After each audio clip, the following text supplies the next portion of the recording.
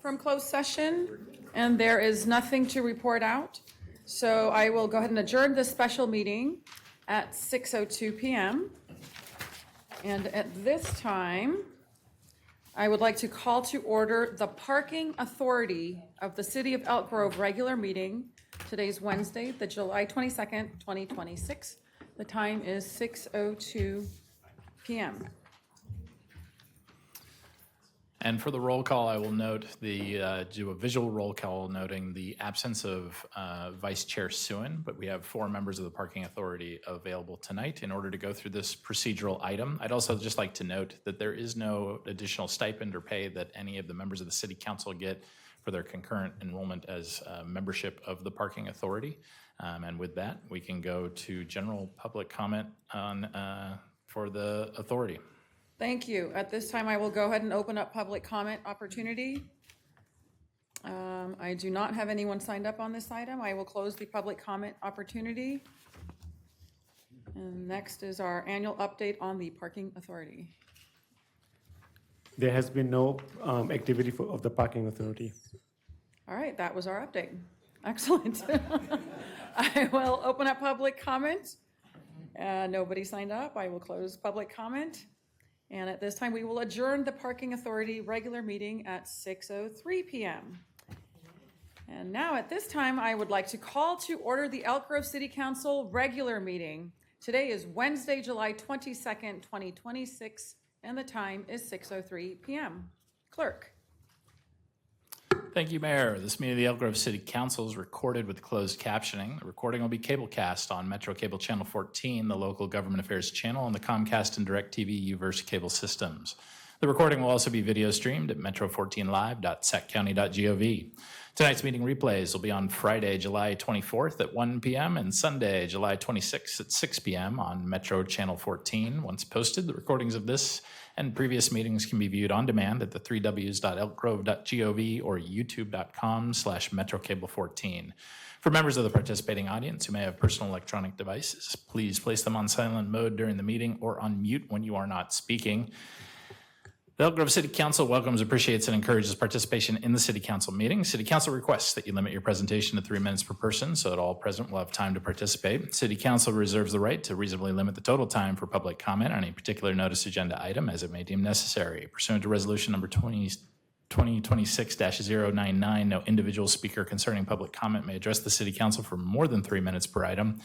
If you wish to address the council during the meeting, please complete a blue speaker card, which can be found at the back of the chamber and provided to the Deputy City Clerk prior to consideration of the agenda item. And I do have a footnote as we venture into a new adventure here in the city of Elk Grove, is that we do have a Zoom environment that's currently active. So we are receiving audio remote comment from our public, and that'll be a new procedure that we'll be moving through this evening as we go through the council meeting. What I would ask for our participants that are in the Zoom environment is that there are opportunities for public comment, which will prompt through the Zoom environment as we move forward. But that would be the time when you use that raise hand feature in order to sign up to speak. And of course, there will be a little bit of some engaging with folks that are engaging with us online as we work with you in order to unmute you, in order to participate in the environment, and then you will unmute on your side as well. And we just ask, just like we asked everyone to place their electronic devices on silent mode when they're, or on mute when they are speaking. The same will be for any devices that are in your home. Otherwise, sometimes we can get some feedback that comes through. But with that, we will be endeavoring into our online public comment this evening. With that, Mayor, I'll be moving into the roll call for tonight's regular meeting. And starting with the roll call, I will start with Councilmember Robles. Councilmember Spies. Present. Councilmember Brewer. Here. Vice Mayor Suen is absent, and Mayor Singh-Allen. Here. We have a quorum. We can proceed. All right, thank you. Next up is our land acknowledgement. Since our vice mayor is not here, I would like to call upon Councilmember Brewer, if you would kindly read the land acknowledgement. Thank you, Mayor. We honor, respect, and acknowledge Elk Grove's first inhabitants, the Plains Miwok, who lived as sovereign caretakers of this land and these waterways since time immemorial. We commemorate and advocate for their descendants, the Wilton Rancheria tribe, the only federally recognized tribe in Sacramento County, who endure because of the bravery, resiliency, and determination of their ancestors, tribal members, and leaders. Thank you. next up is our Pledge of Allegiance, and I would like to call on a special someone whose birthday it is today, our very own Police Chief Bobby Davis.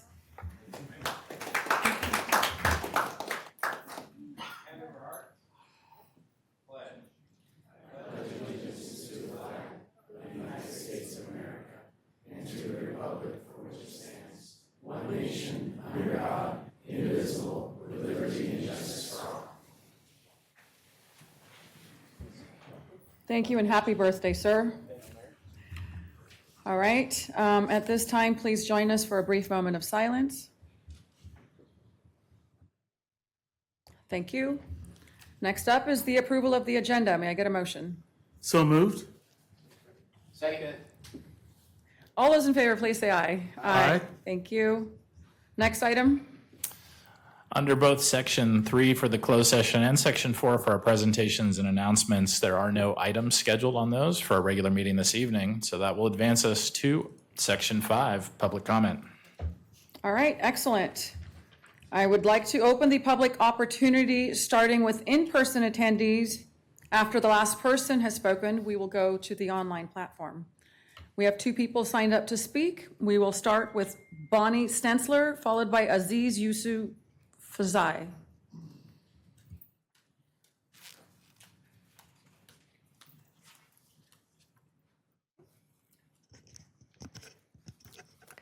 Good evening, Mayor, council members, Chief Davis, and City Manager and staff. I'm here this evening with our members from our community, 2 our former board members, Karen Dorn and Marian Almeida, and our 4th individual, Paul Hurd. I don't know why I get nervous. I've been here enough not to get nervous, but we're here tonight because we want to invite you to join us out on the patio of Glenbrook for our National Night Out gathering. We will be kicking that off at 5:30. We realize it's a very busy evening for you. We just want you to know that we'll be looking forward to your visit, and we want our chance to express our appreciation for all you do for us, the city, and all the residents. Thank you, and we look forward to seeing you all on the 4th. All right, thank you for being here. Next up, Aziz Yusuf Fazai. Okay, please help me with that. Yeah. Thank you. Well, good evening, everyone. My name is Aziz Yousafzai. I live on Triple Fenway. And my issue with the speed bumper, there's a speed bumper right in front of my house, and it's not a good one. And nobody slow down. They're using the basketball court, the soccer field, getting really worse now because they done with the soccer field and tennis court, basketball court. They're using the street that I live, and they're not slowing down. So if you guys take that in consideration, rebuild it or build a quality one. Thank you, sir. welcome. Can appropriate staff follow up? Yeah. Jeff will meet you in the back. Thank you.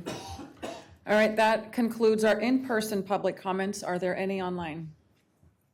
And as I look over at our Zoom meeting, we don't have any attendees right now, so we don't have anyone signed up to speak on our online. So that would conclude the online comment. Excellent, then that will also conclude the public comment opportunity.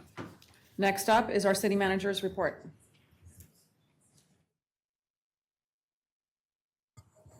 Good evening, Madam Mayor, members of the City Council, Jason Behrman, City Manager.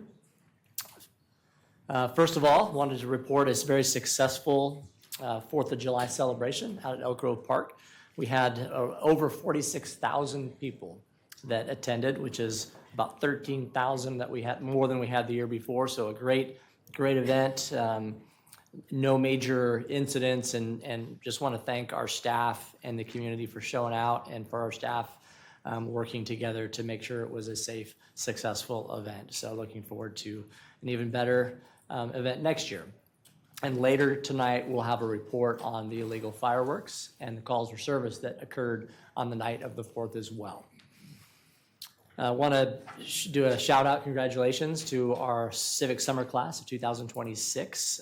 We had 50 youth throughout the city of Elk Grove that participated, and those 50 interns are now working at city and CSD and other organizations and agencies, and they finish up this week. They have a celebration on Friday, but if you recall, the city council last year authorized a $500 scholarship for the first time for each of those students, and the CSD and the Sacramento Area School District joined with the city in sponsoring those scholarships. So that was a great success, and I know the students are really appreciative, and we were able to get students that otherwise might not have been able to participate for financial reasons.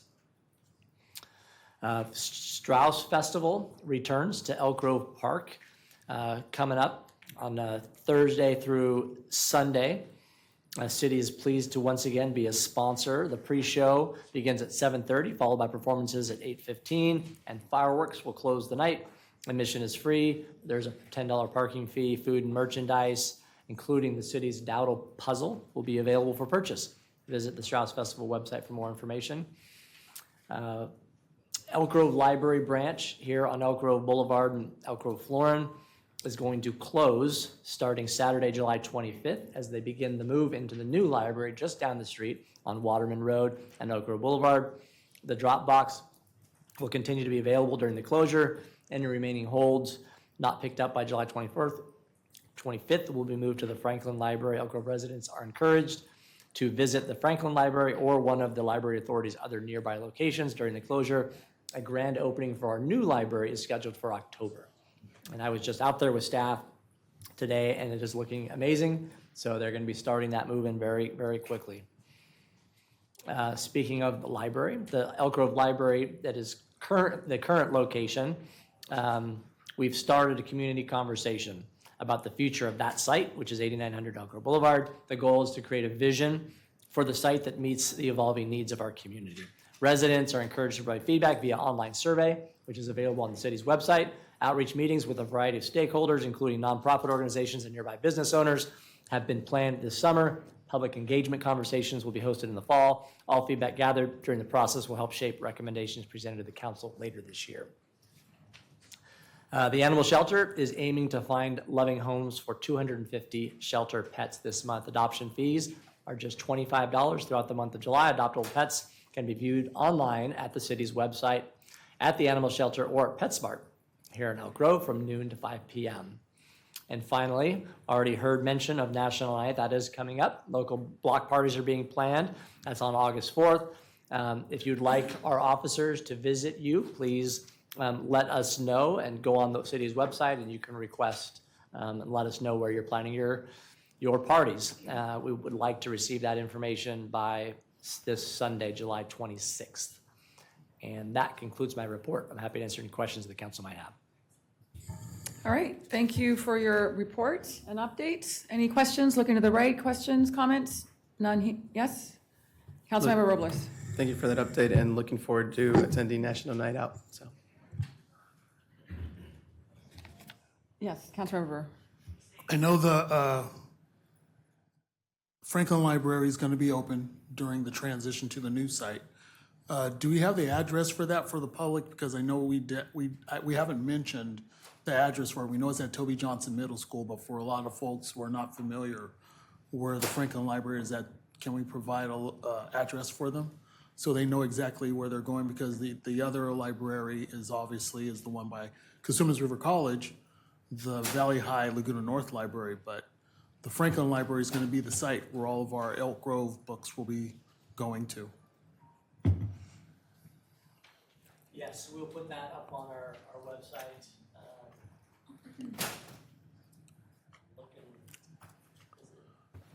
Yeah, 10055 Franklin High Road, California. Looks like the address. 10055 Franklin High Road. That's what Google's telling us. Perfect. Yes. Perfect. Yeah, because I know that was like a little plot hole for us, as where a lot of folks they know where to go before a lot of folks who are not familiar with the area, just knowing from the east side where they would go. So that's helpful. Thanks. All right, thank you. Next item is consent calendars. At this time, I will open up the public comment opportunity, starting with in-person attendees. After the last person, we will go to online. We have a few folks signed up here. I have one signed up twice, so we'll go with Curtis Butin, followed by Lynn Wheat.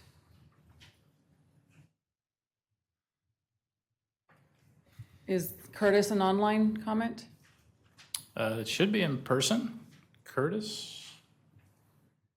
All right, we will move on to Lynn Wheat, and if Curtis shall appear, then we'll go back to Curtis.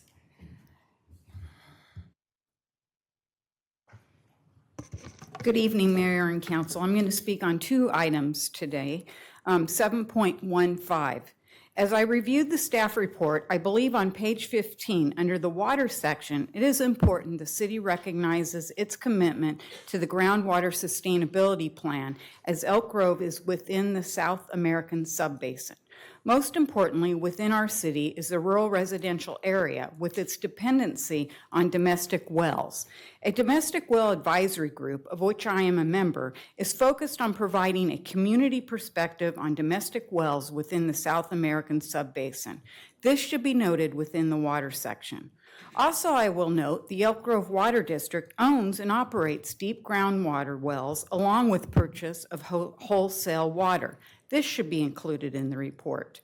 As I have stated in past years, and will do so again tonight, I believe this report should not be hidden under consent items. It deserves a staff presentation. I want to thank the staff for this report, the annual growth report. The next item is 7.18. And I refer to the page 5 of the report, Project WTRO94, Citywide Traffic Signal Enhancement and Congestion Relief. The report indicates the project is 96% complete. Should I be hopeful that at 100% complete, there will not be the backups along our roadways and that the number of red light runners will decrease as traffic will be flowing more smoothly, decreasing this red light behavior of impatient drivers? I will remain hopeful, understanding that staff is doing the best they can, understanding our general plan acknowledges we will be living with traffic, and you granted overriding considerations for traffic in all of your EIRs. It is the sad reality. In 2012, when I said traffic was the best it was ever going to be, call me wrong, but I don't think so. Piecemeal and unbridled growth brought us the promises of becoming a destination city, soccer mecca, pool mecca, tech mecca, zoo mecca, and possibly data center mecca. Who knows? Thank you. Thank you. Matt Squazza? Did I say your name right? Yes, ma'am, you did. Thank Good evening, Mayor, Mr. Robert, Chief, happy birthday, council members. My name is Matt Squazza. I live over on Triple Fenway. I'd like to address 7.19, the permitted parking. I've been in direct contact with Mr. Brewer for a hot minute now and talking with the chief, having meetings over at Oasis Park. I just kind of wanted to voice my opinion over here about pretty much everybody coming over, taking up all the parking in front of our neighbors' houses, causing ruckus late at night with everything with that. But just last night, somebody blocked one of my neighbors' driveways. It's one of the bigger issues that we've been having. So we called that in a couple weeks ago, I think. Somebody moved my trash cans the day before trash day, just compacted them all over to the side, didn't put them back later on. So it's just been a hassle with everything. People threatening our neighbors, like literally kids getting a ticket, their parents coming over and threatening my neighbors as well. And Curtis Butin, who will be here, he's the coach from Consumnes Oaks Wrestling, so he's running a little bit late, but he'll be here to talk. And yeah, it's been a plague to us pretty much, and we really just want to try to get parking back over to here. I have a big Filipino family, married to a Filipino, so trying to have like get-togethers. We have no parking out on streets when soccer's here, tennis, pickleball, everything. People don't utilize the parking structures over there. So we're really trying to push for this permitted parking. Thank you. Thank you. Curtis Butin. Last call. All right. I will go ahead and turn it over now to our online And we've got a prompt up for folks to sign up for our consent calendar items online, but we don't have any signups on our online audience. That'll conclude the online experience for consent. All right, then I will go ahead and close the public comment opportunity and look for a motion So to moved. approve. All those in favor, please say aye. Aye. Thank you. All right, next item. That'll take us on to section 8, our public hearings. And that item is 8.1, a public hearing to consider resolution confirming and approving the reported delinquent solid waste and storm drain utility charges prepared by Republic Services and authorizing the finance director to take actions necessary to collect the delinquent charges on the Sacramento County tax roll.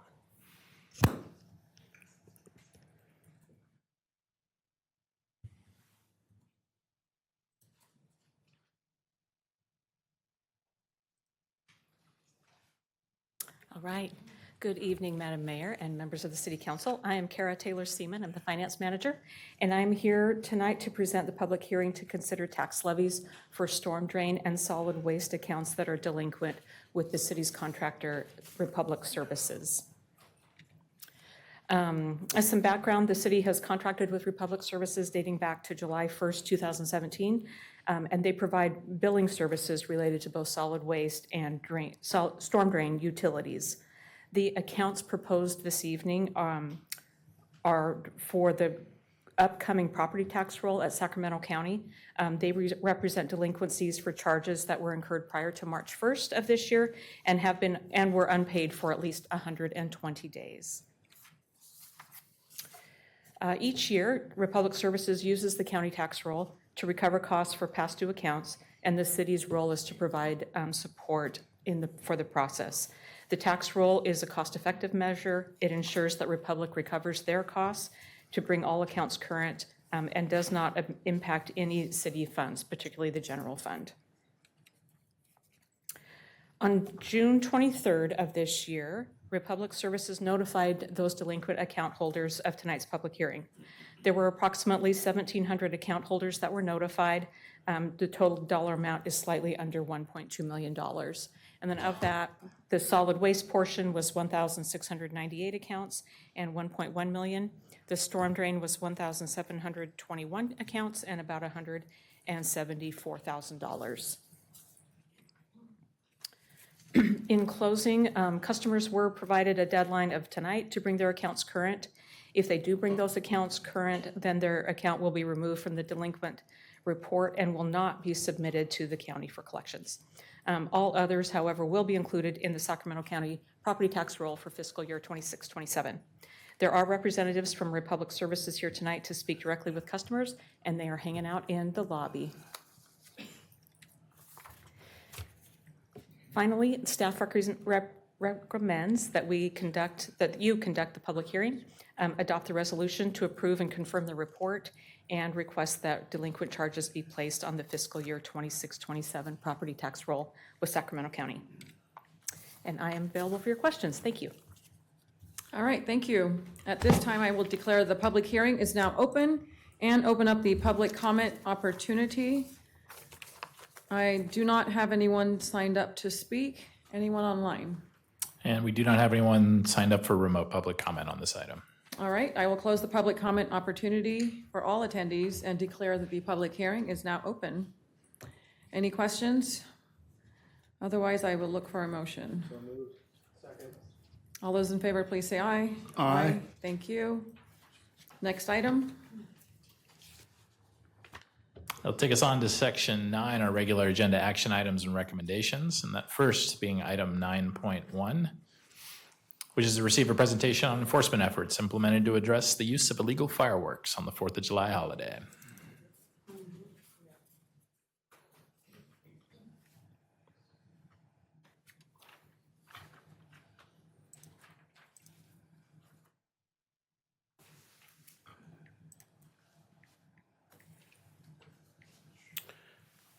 Okay, good evening, Mayor and members of the City Council. My name is Jose Mendez, Code Enforcement Manager with the Community Development Department.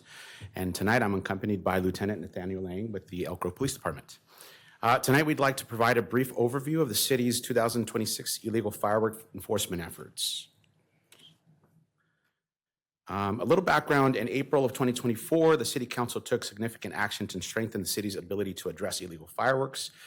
Council adopted amendments to Chapter 17.06 of the Elk Grove Municipal Code, including the adoption of the host liability ordinance and an increase in the administrative penalties to $1,000 per individual illegal firework that is either possessed or launched, in possession or launched. In addition, the city began leveraging the Elk Grove Police Department's drone as a first responder program. This technology has significantly improved our ability to identify violations in real time while increasing officer safety and allowing enforcement resources to be deployed more efficiently. These changes provided the city with stronger enforcement tools while reinforcing our commitment to protecting public safety. Enforcement is not the only part of our strategy. A significant portion of our efforts focus on educating residents before the 4th of July to ensure that they're aware of the amendments and to ensure that they were aware of the increased citation amounts. This year, the city reached more than 166,000 people through social media, distributed information through our weekly email newsletter, and reached approximately 65,000 households through the citywide newsletter. Staff also partnered with local businesses to distribute educational materials at restaurants and at permitted fireworks stands throughout the community, throughout the city of Elk Grove. Additionally, the city hosted 2 illegal firework amnesty events.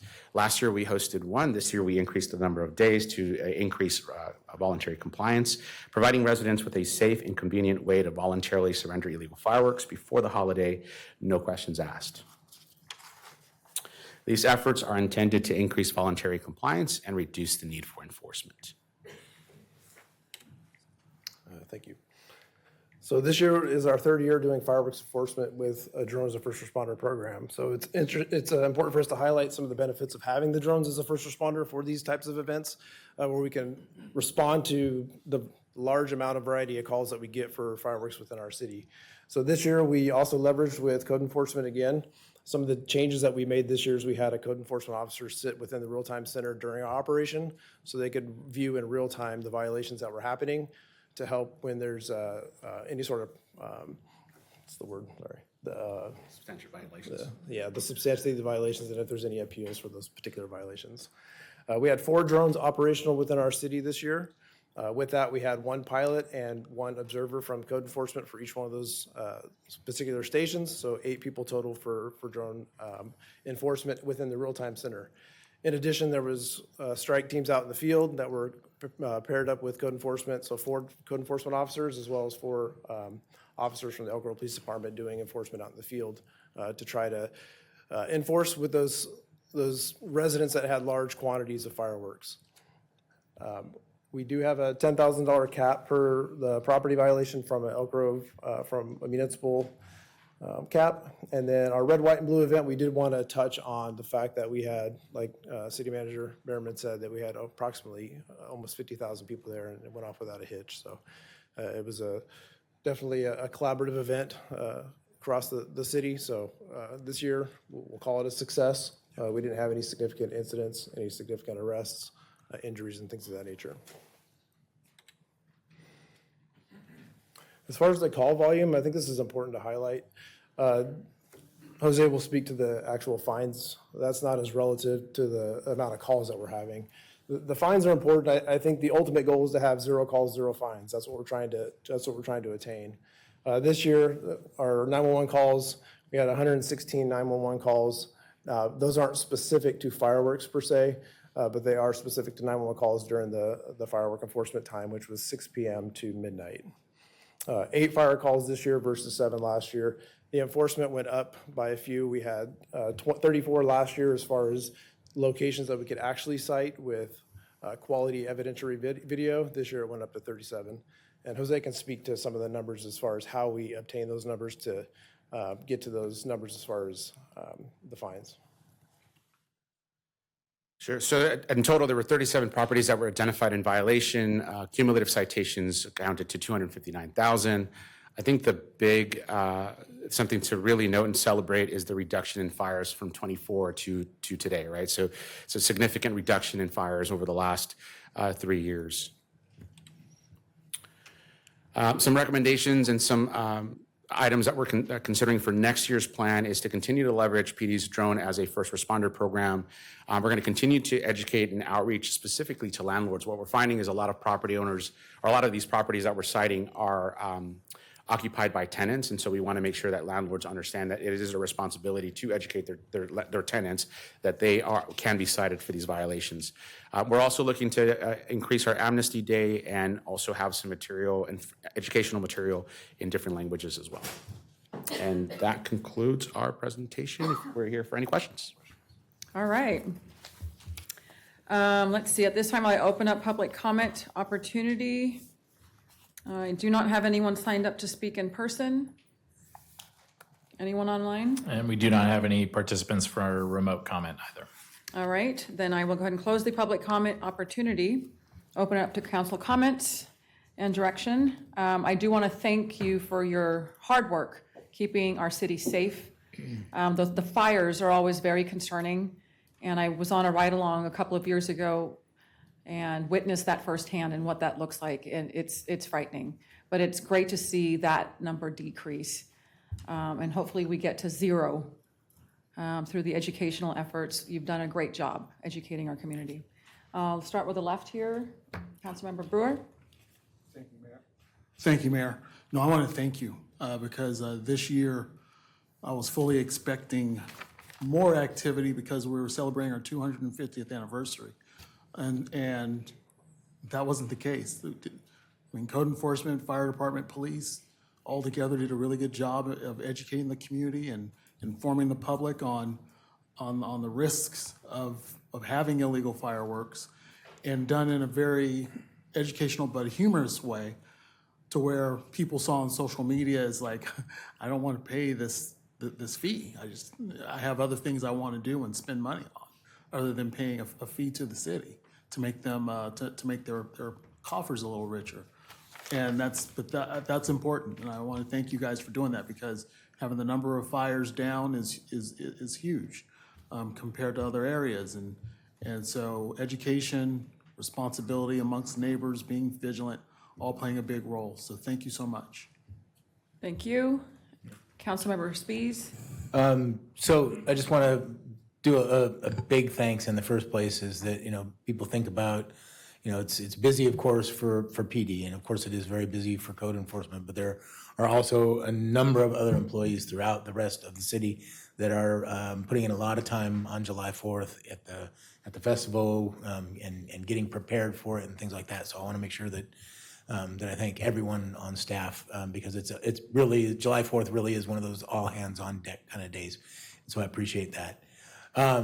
And I guess my one question, and I got an opportunity to ask you guys this before, so you would have been prepared, but hopefully this is an easy one.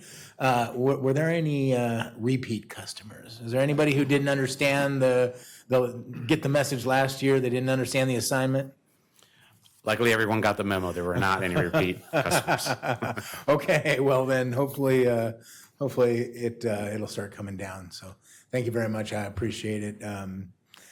It's interesting because the amount of firework activity depends upon where you are located and the violations nearby.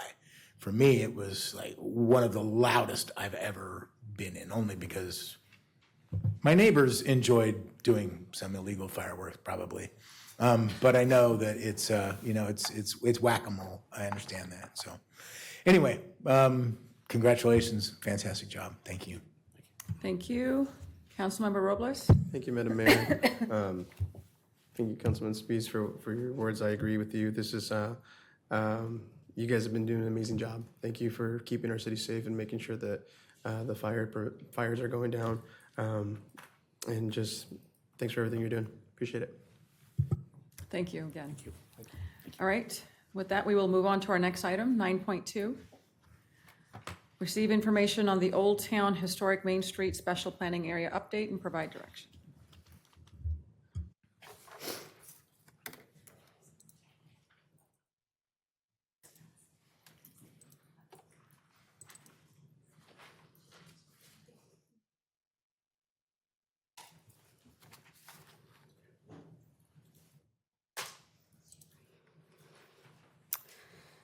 Good evening, Madam Mayor and council members. My name is Kara Killingsworth, and I'm the Senior Planner for the Community Development Department. Carrie Whitlock and I are in the earliest process of updating our special planning area for the Old Town area. Therefore, I'm here to present the council a little bit of background, community outreach effort, and staff recommendations for the update. The original document was established by Sacramento County in 1985. It was updated and adopted in 2005 by Elk Grove City Council. Since then, has multiple updates, with the last one in 2025. Staff originally initiated an update in 2020, but COVID put a pause on that, and now staff has restarted that process and is requesting that the council provide input, direction on moving forward with this update. The SPA is located along Elk Grove Boulevard. It extends about a mile from Elk Grove Florin Road to Waterman Road. The Union Pacific Railroad intersects the SPA between First Avenue and Railroad Street. The SPA is about 200 parcels on 90 acres and includes the historic district, which is about 49 parcels. There's currently 3 existing zoning districts, which are commercial in the pink, low density, similar to RD5 in the yellow, and high density residential, similar to RD30 in the brown. First, the city originally started the process to update this SPA in 2020, but due to pauses in COVID, we wanted to start a new outreach, which was in 2025. The outreach included 6 personas that were created by staff, which are based on characteristics of other successful historic districts in California. These 6 personas included artsy, which is vibrant arts, cultural scenes. Examples were Healdsburg and Nevada City. Family friendly, which is active commercial, recreation, entertainment. The example was Folsom. Historic, which included preservation, celebrative history character, and that was Clovis and Placerville. Nightlife, active evening entertainment. Example was Petaluma and Lodi. Relax is casual shopping and dining experience, and that include Winters and Hanford. And then upscale was a mix of uses with boutique retail, and that was Tiburon and Sausalito. These personas were shown at 6 in-person events, and that was through August and December of 2025, and also include 2 meetings with the Historic Preservation Committee. Staff met with the committee, and the committee provided some input. The input that was provided was language consistency in the SPA. So as you, I'll go in a little more detail, but as you know, the Economic Development Department came through with the Historic Main Street campaign, and so they wanted some consistency between all the different names, Old Town, Historic Main Street. The other they would suggest is the SPA be expanded, the boundary, to Williamson Drive. Also create a balance of uses and have a welcome sign, monument signage at the end of each boundary. With that, some of the key findings from the Public and Historic Preservation Committee was there's no single persona that was preferred. Each persona had an element that was positive that the public liked, but some personas did stand out more than others, such as artsy and family friendly received the strongest support. Nightlife and relax had a huge mixed reaction between positive and negative. Overall, some residents expressed concern of any significant change in the area. Overall, historic was highly positive because people thought historic buildings and characters should be preserved. But overall, also, it didn't matter what the persona said. A lot of the major concern was traffic, parking, and the circulation of the SPA. However, with those type of findings, this supports a vision that combines features from multiple personas and examples. So staff is here to provide some recommended updates that we are going to propose for the update when it comes through. Those updates include updating the vision statement. So currently the SPA includes 4 separate vision statements. Staff recommends replacing those 4 statements and have one unified statement to guide future development and investment. Page 4 of the staff report provides the proposed language, but again, staff will bring this back at a later meeting. Another recommended update is the official name change. Again, the city's economic development team presented the Main Street campaign in April 2025, and the team presented that Elk Grove Boulevard, historically known as Main Street, between historic Main Street refers to Elk Grove Florin Road to Waterman Road. Since 1985, of the original adoption, the SPA has been known as Old Town. However, staff recommends that the SPA and the planning document be renamed to Historic Main Street. Third, some staff recommendations regarding the allowed uses. So currently, the SPA classifies auto-related services as restricted commercial, which is not permitted in the SPA. Accessory auto services is permitted currently. Staff recommends adding accessory auto services to restricted commercial, therefore would not be permitted. That includes window tinting, detailing, stereo installation, etc. Staff would like to promote pedestrian-friendly mix of uses and historic-oriented character businesses in the SPA. And I'll get a little more information, more into this, but existing uses will remain as legal non-conforming uses. The other one is personal services. Personal services includes hair salons, nail salons, day spas, massage parlors.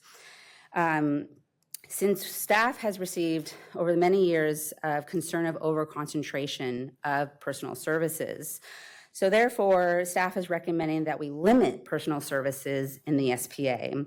The number we came up with was 12 permits. Right now, a personal service is about 20% of all businesses within the SPA. Again, legal non-conforming uses will be allowed to stay, but they would be limited just like how bars and wineries are limited in SPA currently. That goes with bars and wineries. The current use is, again, is limited to 6, but it's bars, wineries, breweries, and brew pubs. The Elk Grove Municipal Code actually has them not as one, they have them as 3 distinct uses. And so 1 would be bars and nightclubs, 2 would be restaurant and brew pubs, 3 would be wineries and distilleries and brewery. And so staff recommends that revising the SPA to separate the category into 3, similar to the municipal code. And I mentioned previously non-conforming uses. Staff recommends, so currently the SPA talks about that a non-conforming use can maintain and operate. If they discontinue, there's a 12-month period that a business could operate the same after 12 months. They can go in. Staff recommends taking out that 12-month period. And so if a non-conforming use discontinue, they would no longer do that same business at that same location. Staff believes removing that 12-month period would create more opportunities of diverse and vibrant new businesses that could come to SPA. The last recommendation is the murals. The current SPA requires Planning Commission as the approval authority for murals. It's a design review process. Staff recommends that the design review is still needed. However, the approval authority would be the zoning administrator. Staff believes that this change would continue with the public hearing and get input from the public, but it would provide more of a streamlined process. So with that, staff is requesting for the City Council to provide direction of the SPA update and review the recommendations from staff. The next steps would be that staff will go back and start drafting an SPA document with the direction from the council, as well as all the input we received from the Personas outreach. We'll come back before we come back, we will do a public release draft review of the document, and we'll do public hearings with the Historic Preservation Committee, the Planning Commission, and the City Council. And with any updates that are adopted, they will be incorporated into our Elk Grove Municipal Code, so they are consistent. And just note that the SPA is, the update is funded by our Community Development Department's fiscal year as part of the budget. And that concludes my presentation. Staff is available for any questions. Thank you. All right, thank you very much. At this time, I will open up public comment opportunity, starting with in-person. Lynn Wheat.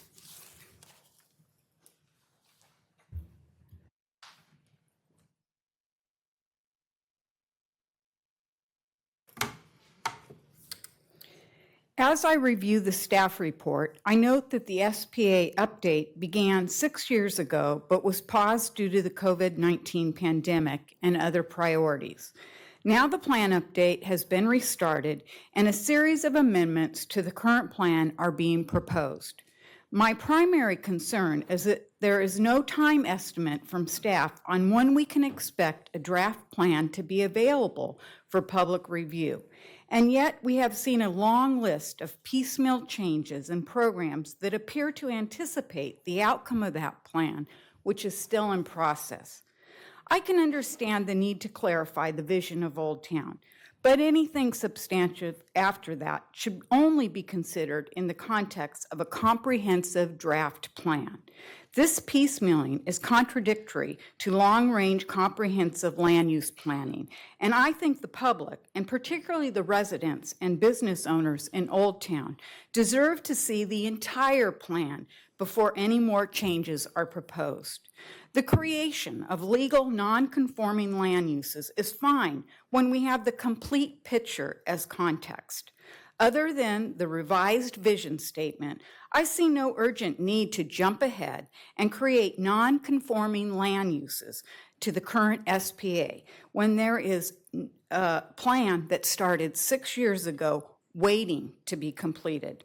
Current property owners of Old Town, business owners, and prospective investors need to see the whole picture, not a series of piecemeal changes leading up to the grand finale of when we don't know. Thank you. Thank you. Any online? And we do not have any remote comment signed up for item 9.2. All right, then I will close public comment for all attendees. Questions or comments? I'll start to the right. Councilmember Spies. Yep. Okay, so I'm generally supportive. My concern is relative to capping the number of any particular type. I understand that for years, the salons have been the target of too many salons, right? My problem is what is too many? Who decides what is too many? Is there some standard, throughout the nation that small towns should only have a certain number, right? I guess I just get when it comes back, I would like to see the reasoning specifically why, some baseline standards of, hey, in other old towns, they only have so many hair salons per capita or whatever the measure is. But I'm greatly concerned just from a capitalism perspective of capping uses just based on some arbitrary number. So other than that, looking forward to seeing it. Thank you. Councilmember Robles. Thank you for the presentation, and thank you. I know it's something that we've been working on for several years. It can definitely be difficult to kind of, as time and as the city grows and as we look at different priorities and as the council as well changes and continues to develop, and planning commissioners, we do know that there's a lot of change. I mean, I was on the planning commission prior to being on council and knowing and going through those growing pains as well. Truly appreciate it. I think I just had a quick question with the murals though. So the planning commission has approval on there, but then it goes to... So right now, as the SBA has stated, it's a design review and the approval authority is the planning commission. Okay. And we want to keep it that way, correct? So no, the recommended change would be that the approval authority be the zoning administrator. Perfect. Okay. Just wanted to double check on that. And then I will agree with Councilman Spies on, the salons. I don't know if we should put caps. I mean, I assume that means the Elk Grove people get their hair done really perfect in Old Town Elk Grove but that's all the comments I have for today. Thank you. Councilmember Brewer. No, I want to thank Kira for providing the overview on, to a certain degree over the last few years, we've been seeing, for lack of a better word, a piecemeal approach in how we're dealing with historic Elk Grove, especially as we're looking at the baseline between Waterman and Elk Grove Florin. And so looking forward to the report that comes back. Definitely should be focused on our intention of how we want to shape historic Elk Grove with the residents, because in a lot of ways, I'm hearing from a lot of constituents that live within that corridor where a lot of people are, some people have mixed reviews about Paint on the Grove. I love Paint on the Grove, but some people were complaining about some of the murals don't reflect the agricultural heritage or the Western heritage of Elk Grove or in the historical context. But in a lot of ways, some of those murals reflect that. It's a bridge. It's a bridge from the past to the present and as we look towards the future. And as we do that, you have these 6 personas where historic Elk Grove reflects a lot of what each of these towns have.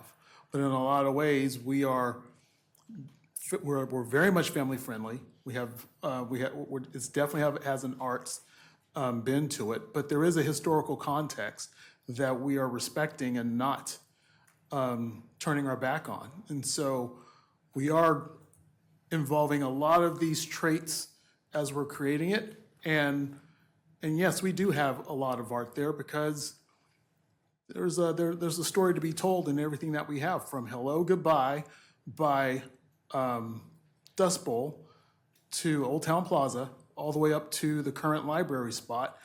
Everything tells a story, and everything that what we have been doing as a city in telling that story lays it all out. We just encourage people to see the whole canvas instead of just looking at one thing and throwing something out there and saying you're missing something. But that's why I'm looking forward to the report that comes out, because it'll lay out some of these facets, but definitely encouraging some of those residents and business leaders to provide some input to help, because we're not doing this in a silo. We're doing this together, and so we're hoping that we can solicit additional comments from the folks who live in historic Elk Grove to help make everything fit within the bigger picture of Elk Grove in the long term. But thank you. Thank you for all your comments.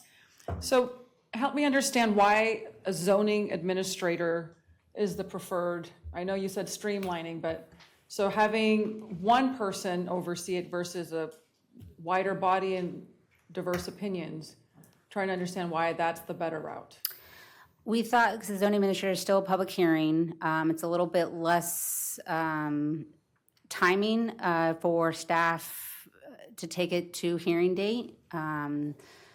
So it's quicker on the applicant for going through the process. And so that's For the murals. For the murals. So, but I will say that part of my heartburn on this is some murals in other jurisdictions did not have the litmus test and enough peer review, and an inappropriate mural was put in place that was very much culturally inappropriate. It wasn't offensive, there wasn't anything obscene or anything, but it was not appropriate for the culture. So when it comes to murals and art, generally speaking, I like more eyes and more of a vetted review process. So are you comfortable telling us that the administrator will have the tools to have that diversity of thought and a checklist, if you will, to go through and use that lens to make that determination that would be in the best interest of Elk Grove? Take that. You'll take that? I'm going to try if I can get can you hear me? Yeah, I Okay, can hear you. There we go. That's a good question, Madam Mayor. I think when we brought the Mural Festival forward to historic Main Street, there were multiple stops along the way to get to the Planning Commission. It started with the Arts Commission, and they are our eyes and ears on what's appropriate and cultural appropriateness and context and all of that. Yeah. And so they will always review any publicly funded or supported mural. So this will go through our commission, then there's another review process with the administrator and the public and being involved in this process? Right, I I just want to think- make sure there's many I- opportunities for engagement. I think we want to talk about that internally as staff, but we have an arts commission. Yeah, And I think we could put them to work to do that. If the mural was being installed on a historic resource, it would also be presented to the Historic Preservation Commission, which we did with the Mural Festival. And then ultimately, it would culminate in a visit to the zoning administrator, which I kind of support because it is quicker yeah. and it is less cost to the applicant. We have a great zoning administrator. I see her sitting right over there, and you know. But I think that would be a good path. We start with the Arts Commission. They advise and counsel you and staff, including, and could counsel the zoning administrator as well.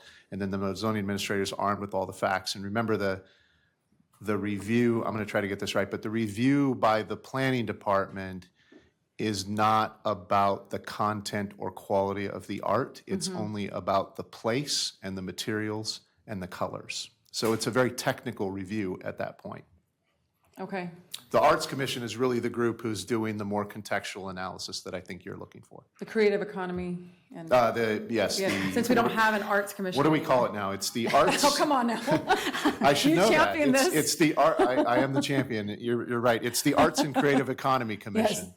And we're going Okay. to come back and add cultural soon, so we have all the buzzwords in Well, there. what I want to do is to ensure that there's many opportunities if something is not appropriate or suitable, that there are opportunities along the way, that we have enough peer review, if you will. Yeah, that's our intent. Okay, all right. Well, then I feel comfortable with what has been presented. Thank you. We will now move on to our next item. The next item is item 9.3, which is receive information and consider resolution for executing an amended and restated memorandum of understanding between the City of Elk Grove and the Cosumnes Community Services District related to the development of park and recreation facilities.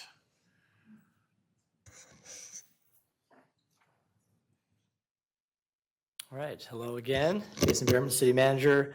Happy to present on this item tonight. Of course, I didn't do a lot of the work here. It was a combination of finance staff, public works staff, city manager's office staff, and Kara kicked this off, and now she's gone, so it fell in my lap to finish it up. So I'm happy to present this, but we've got a great partnership with our friends at the Cosumnes Community Services District. We're working hard to streamline and identifying areas that we can not only work closer, but work smarter and make sure that we're identifying those. And so that's what this is.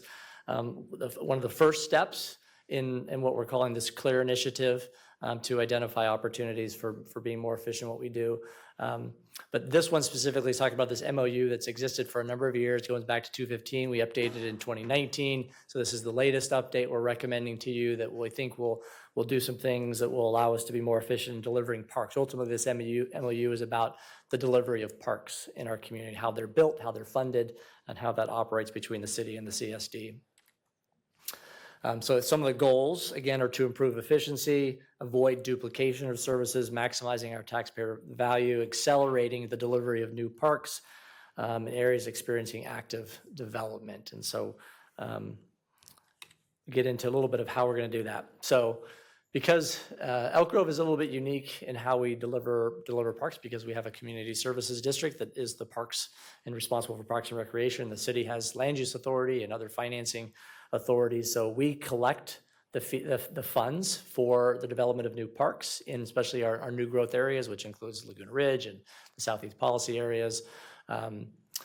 We then have a process in the current MOU where we distribute those funds to the CSD as parks are identified for development. So as they go through master planning and design and then various stages of construction, there's a task order process that we kind of dole out the funds as they go. We retain the funds. That results in a lot of time and energy and effort between both staffs to kind of coordinate that work.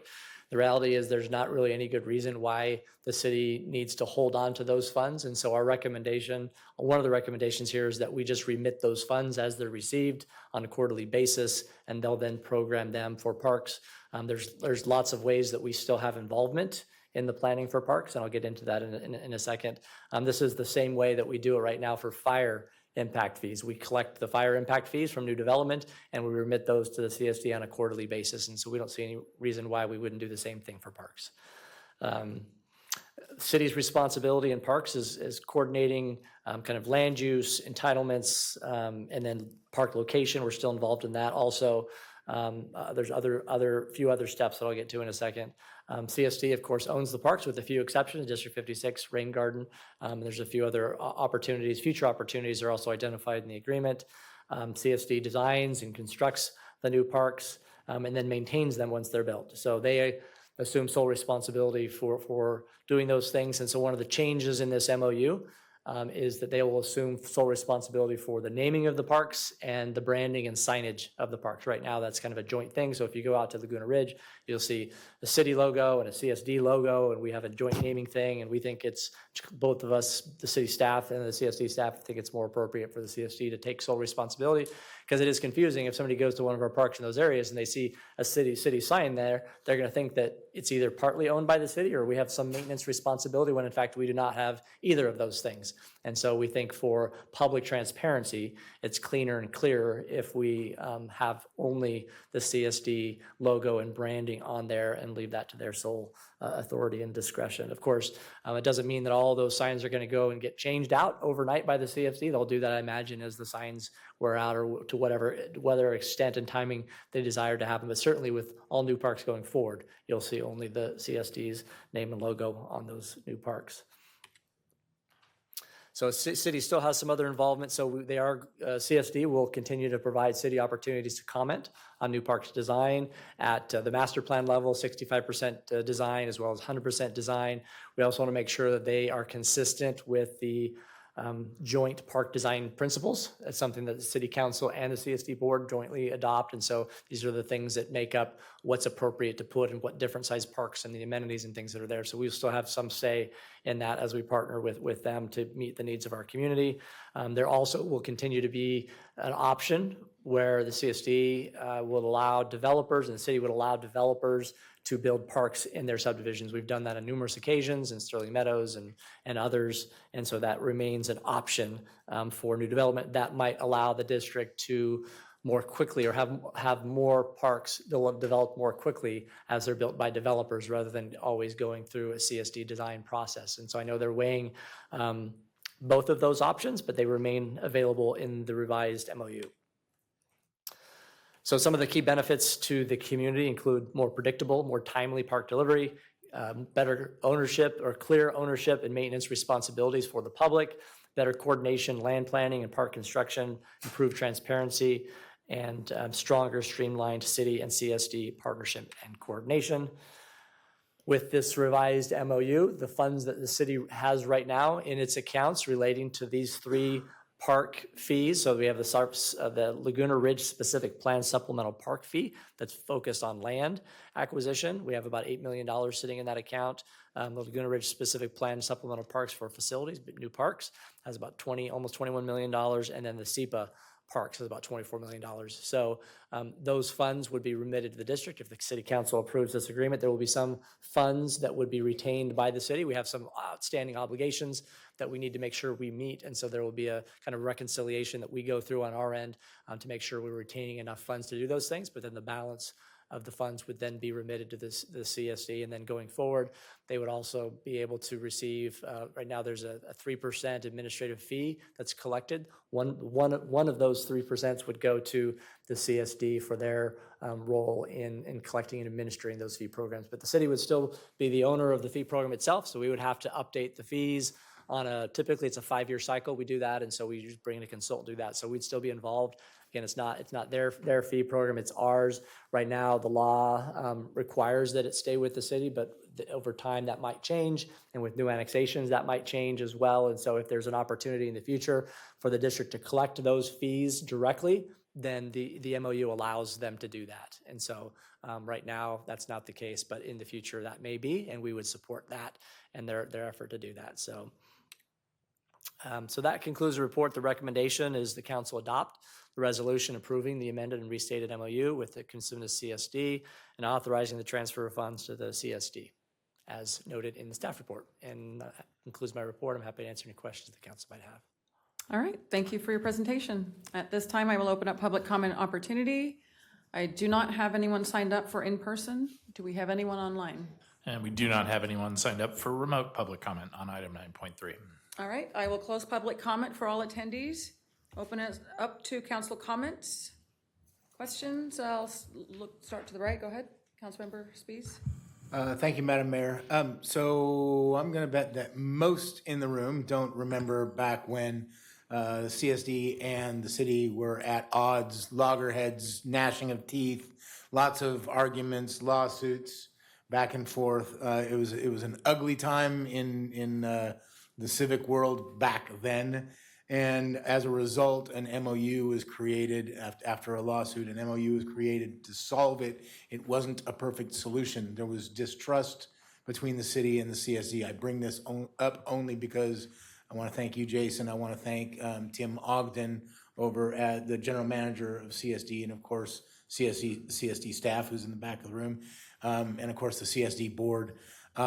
For working together collaboratively to let down the guard, to work on a solution, and to come up with a solution that works better and is is actually better for the taxpayer and actually makes things easier to maintain and to administrate. So again, most people don't have that history. That history is important.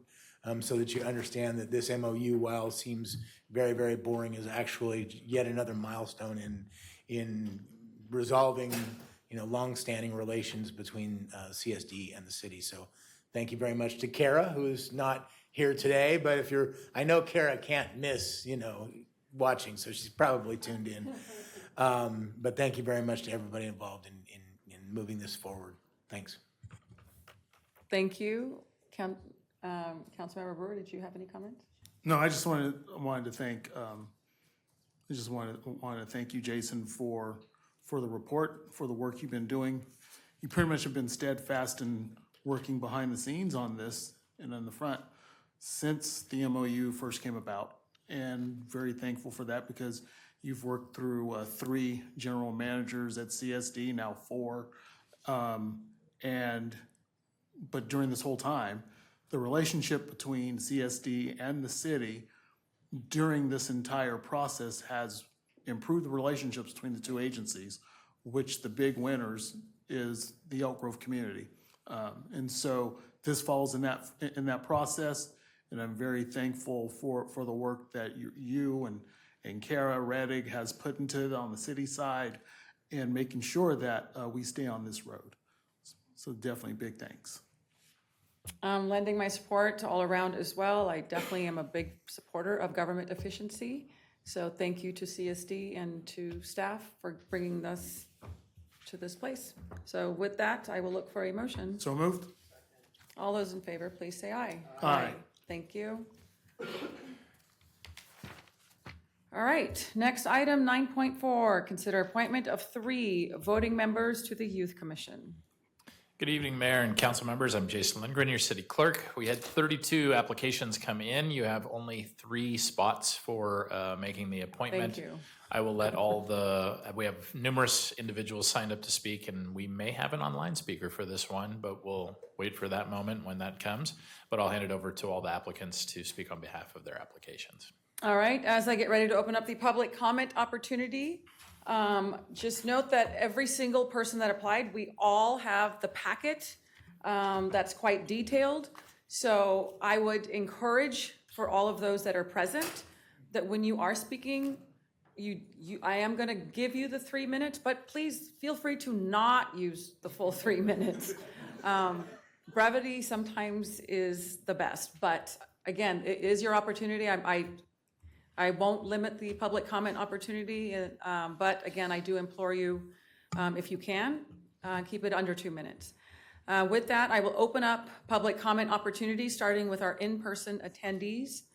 And we have a number of people signed up to speak. We will start with Arnab Mondal, followed by Mira Shah.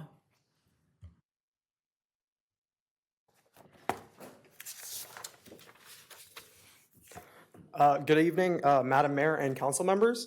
My name is Arnab. I'm a rising junior at Cazumnes Oaks in Council District 2, and I'm also a Youth Commission applicant.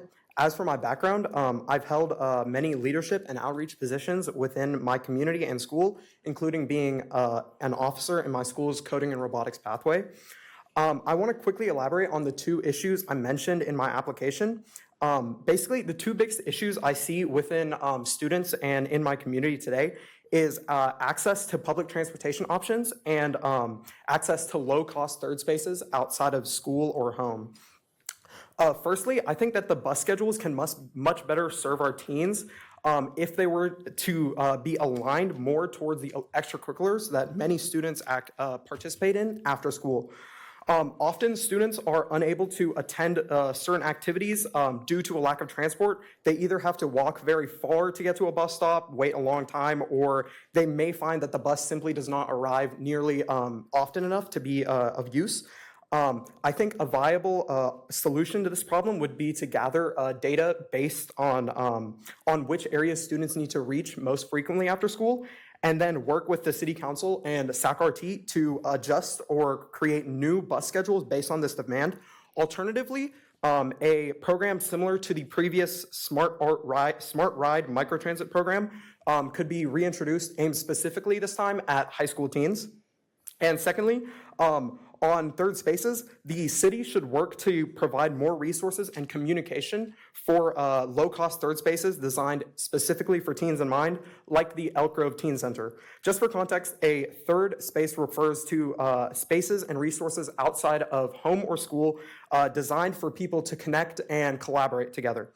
Many students do not know that the city possesses these places for them to be at, and many of the places that they are aware of, like cafes and libraries, either possess monetary challenges or are not particularly good for actively socializing. The city could introduce targeted marketing campaigns inside of EGUSD high schools and middle schools to effectively increase awareness for these spaces and provide additional funding to allow these spaces to support more students. I believe that these are the most easily addressable problems affecting youth today, and these are steps in the right direction that will improve the lives of many teens in our cities. As a member of the Youth Commission, I would work with my peers to find the best solutions to the problems my fellow teens are facing today. Thank you very much for your time, and good luck to the rest of the applicants. Thank you. Very sweet. Yeah. Mira Shaw, followed by Cartier Lynn.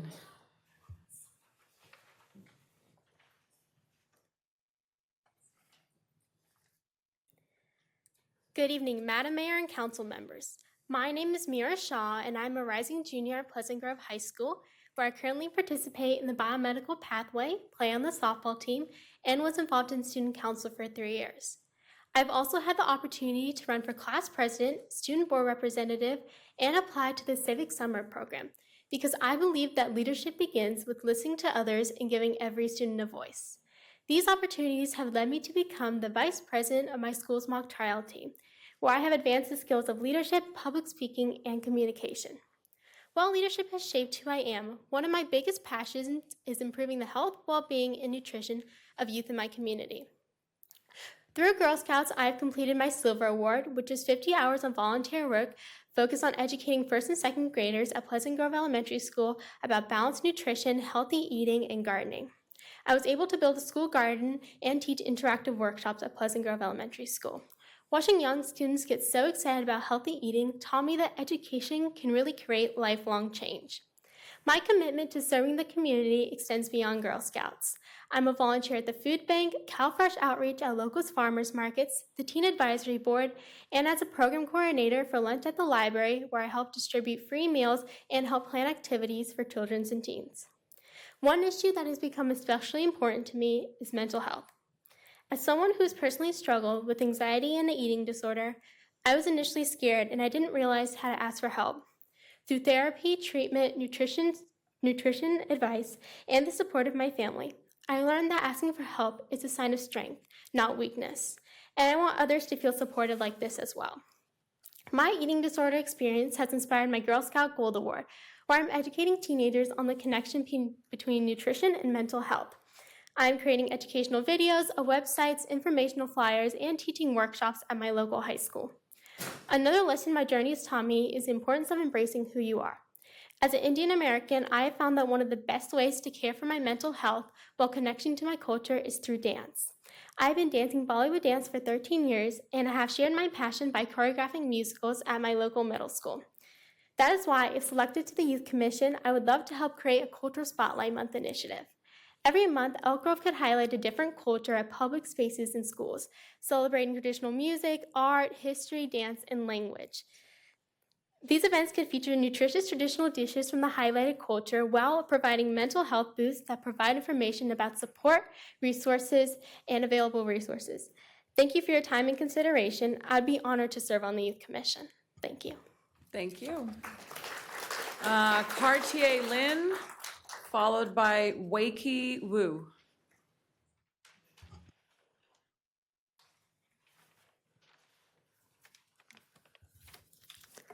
Good evening, Madam Mayor, members of the City Council, and fellow residents of Elk Grove.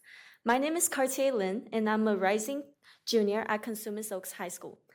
Thank you for taking the time to consider my application and for giving young people the opportunity to have a voice in shaping our community. To me, a community is more than just a place where people live. It is a place where people support one another, build connections, and feel proud to call home.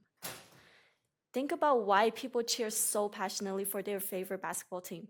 It is because they feel connected to something bigger than themselves. In the same way, when young people feel connected to their community, they become inspired to contribute to its future. That is why I am seeking to serve on the Youth Commission, to represent the diverse perspectives of Elk Grove youth and help build a community where every person feels that they belong. This summer, I had the opportunity to participate in Elk Grove's Civic Summer Program, and I am truly grateful for that experience. Before the program, I often feel uncertain about my future whenever people ask me what I wanted to do. I didn't have an answer, and I wasn't sure where I belonged. Through the program, I heard from community leaders who shared that they also did not have everything figured out at my age. Their stories reminded me that growth comes from being willing to explore, learn, and take chances. That experience is one of the biggest reasons why I'm here tonight.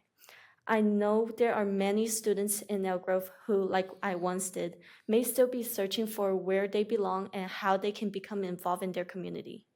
Through my internship with the city and my work with the YES Youth Engagement Section team under the JYL Foundation, where our youth-led group was honored with the city's Star of Service Award, I have seen firsthand the impact young people can make when they are trusted with the chance to lead and serve. If selected to serve on the Youth Commission, I hope to help make sure young people feel represented, supported, and encouraged to participate in their community. Thank you again for your time and consideration. It would be an honor to serve in the city of Elk Grove. Wakey Wu, followed by Fabienne Fowler.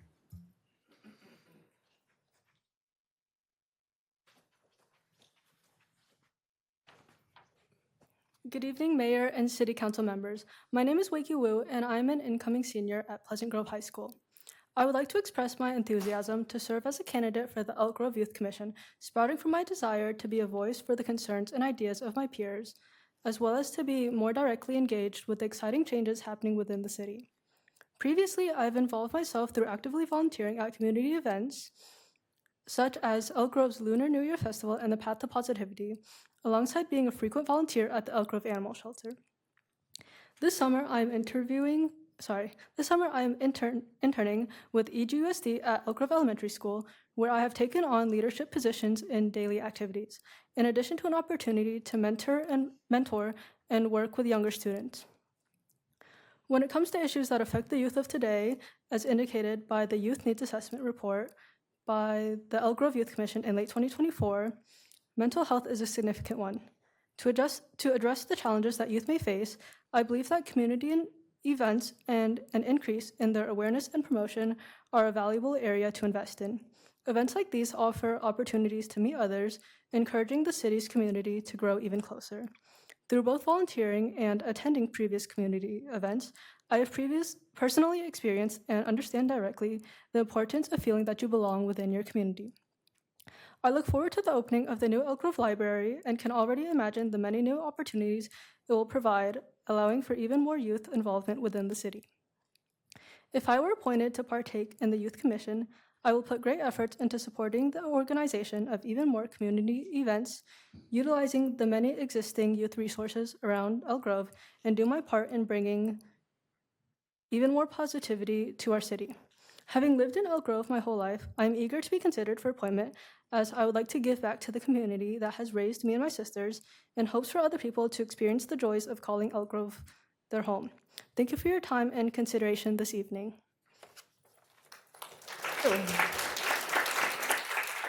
Next is Fabienne Fowler, followed by Maya Barron.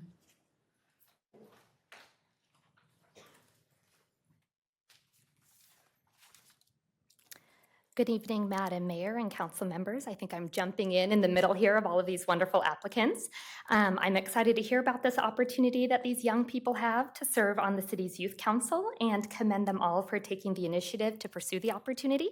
I'm actually putting forth a comment in support of one of the applicants, Jewel Pitcher, who is here tonight and is yet to speak. I've had the privilege of being her teacher with Feather River Charter School for the last 2 years, and during this time have been able to get to know this wonderful young lady who I hope you'll consider for this position. I've been an educator in the area for 14 years, and I've had a lot of students come through my classroom and been on my roster as a charter school teacher, and this is really a standout student. I've been able to witness firsthand how Jewel gives of her time and talents to care for and work to improve the lives of others. In my letter of recommendation, which was submitted with her application, I listed a plethora of ways that Jewel has already shown initiative and dedication to serving others and making a positive impact in her community. I won't go over those all now, but just pointing out she's been very active in our school community. She participates in many volunteer opportunities and also has an amazing outward mindset. She's not focused on herself, she's focused on those around her and how she can impact and improve their lives. Jewel has genuine care and compassion for the well-being of others, and I can't recommend her enough. Skills that she possesses that would be invaluable for this position include leadership skills, innovative thinking, the ability to articulate her ideas clearly, the desire and ability to collaborate well with others, both students of the same age, as well as working with adults, and a willingness and commitment to problem-solve situations and challenges in order to find solutions. Jewel takes her commitment seriously and approaches tasks with 100% effort to achieve excellence. Another interesting item to note is out of these 35 applicants, from my quick review, I think she's the only applicant that does attend a public charter school. So I think that would give a really great opportunity for her to give a diverse perspective for the needs that youth are facing. I think she'll talk a little bit about her passion for mental health, which is a passion of mine as well, as I have 2 teens here in Elk Grove that are my own. So I think that's just a really important, we're in an important moment for that to be addressed. So thank you so much for considering Jewel Pitcher for this position, and I can't wait to see the positive impact that the Youth Council has on our community. Thank you so much. Thank you. Next up, Maya Barron, followed by Heilin Zhang. Good evening, Council. I'll try my best to keep it short. My name is Maya Baron, and I know that I can relate to a lot of these young applicants. Let me start off by asking you guys a question. How many kids in here today have mentioned they're active in many different programs in and out of school and part of various sports teams? I'll take a wild guess and say a lot, but unfortunately for you guys, you'll have to hear about it once more, so I'm very sorry about that.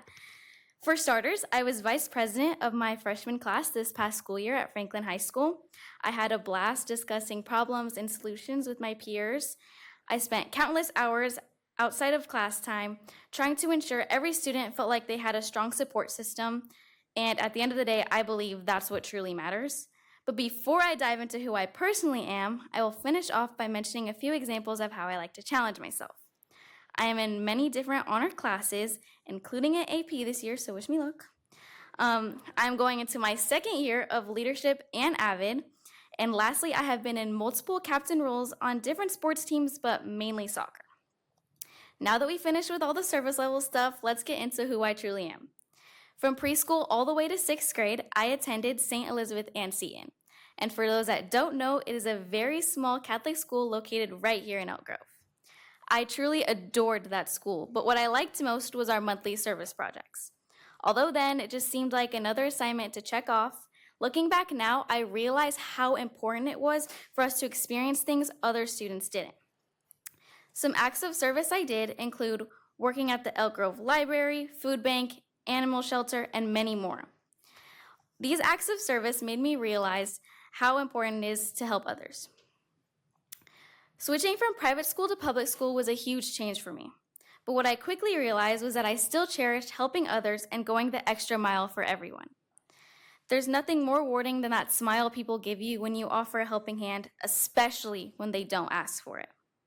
I am hardworking, open-minded, unique, and observant. I know that I can bring fresh ideas to Elk Grove and make everyone feel valued. We all deserve everything this world has to offer, and I want to make that possible. All in all, everyone's voice matters, and I'd be honored to make them heard. Thank you for your time. Thank you. Haylin Zhang, followed by Himmat Hunter Singh. Hello. All right. Good evening, Madam Mayor and City Council members. It's an honor to be here with you guys today, and I'm very grateful for the opportunity to introduce myself. So let's get started.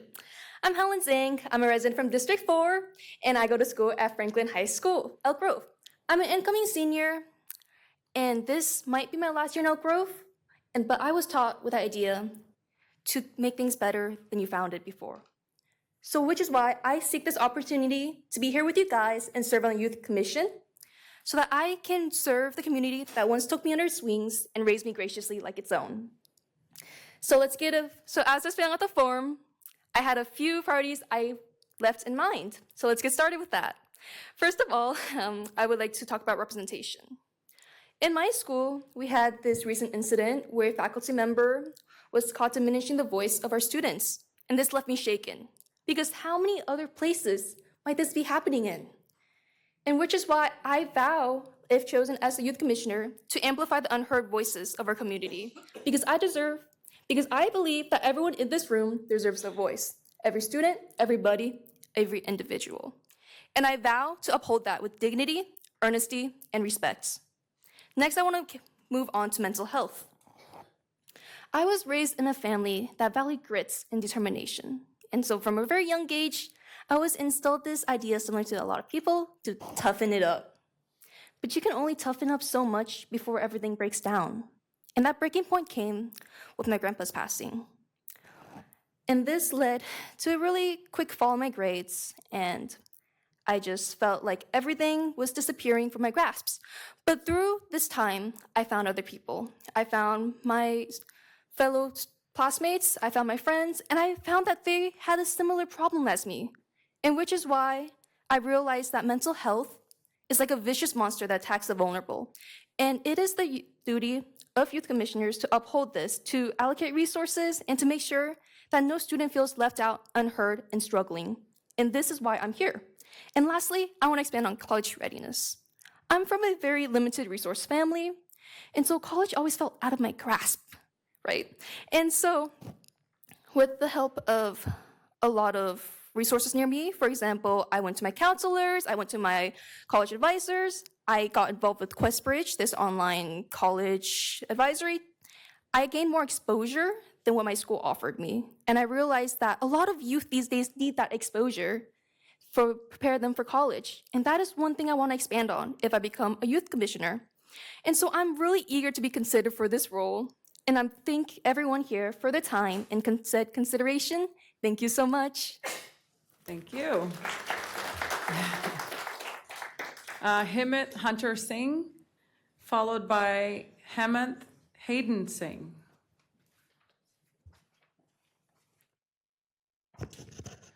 Good evening, members of the City Council, members of the Youth Commission, and esteemed guests. My name is Hemant Hunter Singh, a rising junior at Consumnes Oaks High School, and it's an honor to speak before you today. As a high schooler in our community, I see firsthand challenges the youth face every single day. While mental health, social media, and substance abuse are all very important, I would like to talk to you today about something I feel really strongly about, which is youth job opportunities, which I believe is equally relevant and should be talked about a lot more. Over the past few months, I have personally applied to over 20 different places, waiting weeks at a time for responses or anything to reach out to me. But all I heard was no response and automated messages that gave no reason or response to me. Each one is more discouraging as I am wanting to take steps into the future of my life, but this causes the youth to have no option but to give up and go back to their devices, holding resentment towards the future. This is not just about having a job, but this issue connects to so many more major problems faced in everyday mental health. I have a friend who is troubling home environment. She applied to various jobs. She was even wanting to bike all the way to Central Elk Grove, and she was not able to do that because she had no opportunity. She didn't feel heard. This led her feeling there was nothing she can do in a sense of helplessness. This encouraged bad habits and forced her to endure the toxic situation that she was already in, making it even worse. We have thousands of eager, capable young people who want to work and contribute to the start of building their lives, but the opportunities are simply not meeting us halfway. We need local businesses, nonprofits, and community leaders to recognize our potential and create accessible, real pathways for youth employment. Investing in young people isn't just hiring another entry-level worker, it's giving someone a second chance in a time they may need it the most. I hope to speak with you all again, and thank you for your time. Thank you. All right, Hamath Hayden Singh.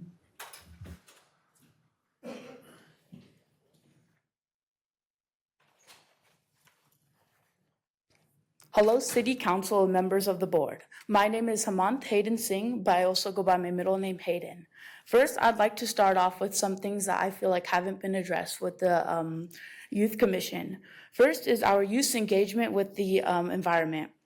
I feel like it is the city's responsibility to create a positive relationship with the youth and their environment.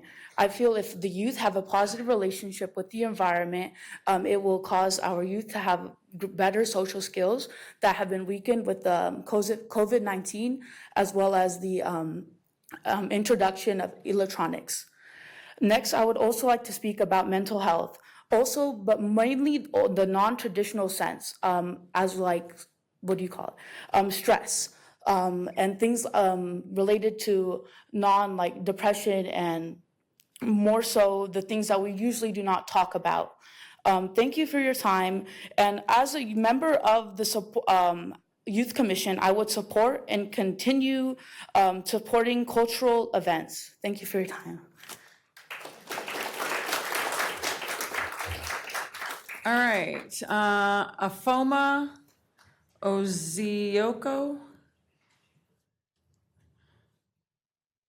Hi. You'll correct me on my spelling. It's Afoma, so. Okay, okay, thank you. I'll just start now. Hello, Madam Mayor and council members. My name is Afoma Chukwuzioka, and I'm a rising senior of 17 years of age from Franklin High School. While my age means I would have to serve a shorter term than others if appointed, I can assure you all that my love for civic engagement and passion for uplifting my community more than make up for this limitation. I express these traits of mine through various extracurricular activities. Notably, I'm the Director of Finance for the Teen Advisory Board of Franklin Library. Through this position, I've helped to strengthen the leadership skills of both myself and my peers through youth advocacy. Additionally, I'm currently in the Elk Grove Civic Summer Program, which let me intern with Consumnes CSD's Youth Development Branch.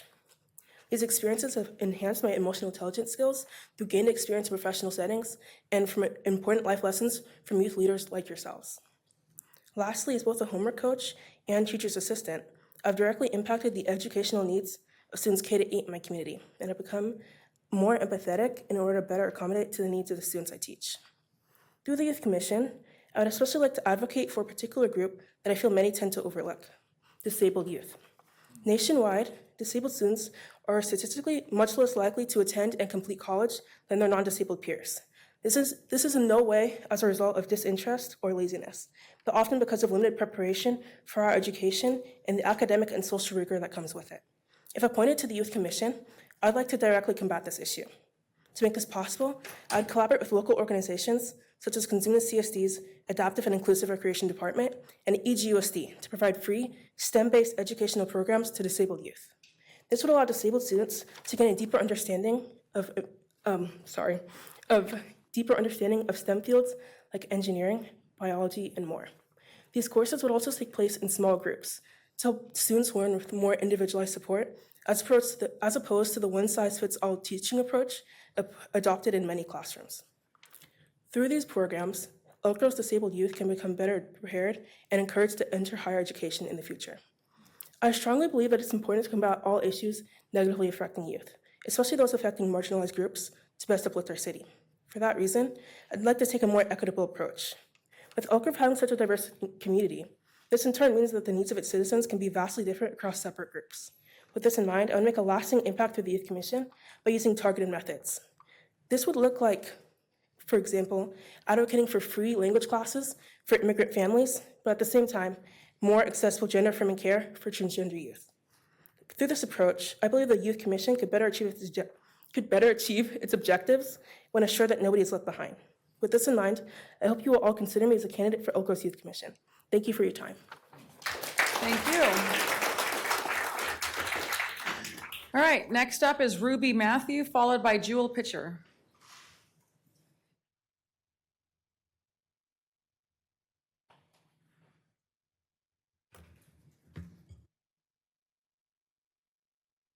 Hello, Mayor, council members, and to the rest of the staff in this room. My name is Ruby Matthew. I'm a rising senior at Cosumnes Oaks High School, and I'm here to be on the hopefully to be on the Youth Commission. Over the past school year, as one of the vice presidents on my school Student Equity Council, I have seen multiple issues which deeply impact the students on my campus, such as unaddressed racism, broken incident report forms, drug use, and unreliable transport. These issues need to be stopped, and they need to be addressed. Although this is a problem on my campus, I'm sure that they affect students across Elk Grove and on other school campuses as well. Now, what I propose to solve these issues are more communication between the Youth Commission and youth advocacy clubs and student equity councils, more resource preparation on drug use to be presented directly to youth, and more local community events with local nonprofit leaders to highlight these issues, such as fentanyl use and juvenile crime. Now, on top of these issues and solutions I would also like to help out with planning fun events for the Youth Commission to uphold Elk Grove's #1 spot as the best place to live in California. I have a lot of experience with event planning, having co-founded the organization SVMUNC, which has hosted 3 conferences this past school year with over 30 student participants at each one.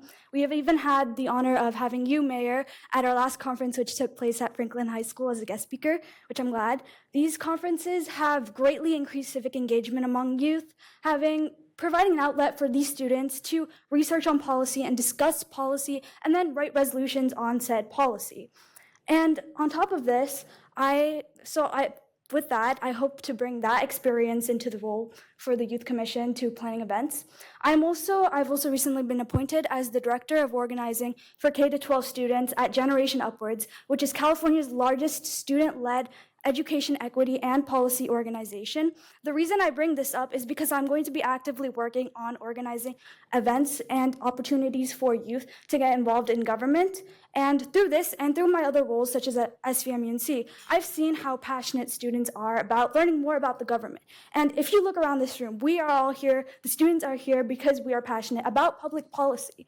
I believe there is so much opportunity for what the Youth Commission could organize to provide opportunities for these students, even if we aren't on the Youth Commission, to talk about issues that persistently affect us within the community. I just hope to be one part of that process. Thank you. That is all. Thank you, Council. Next up is Jewel Pitcher, followed by Kamalpreet Kaur.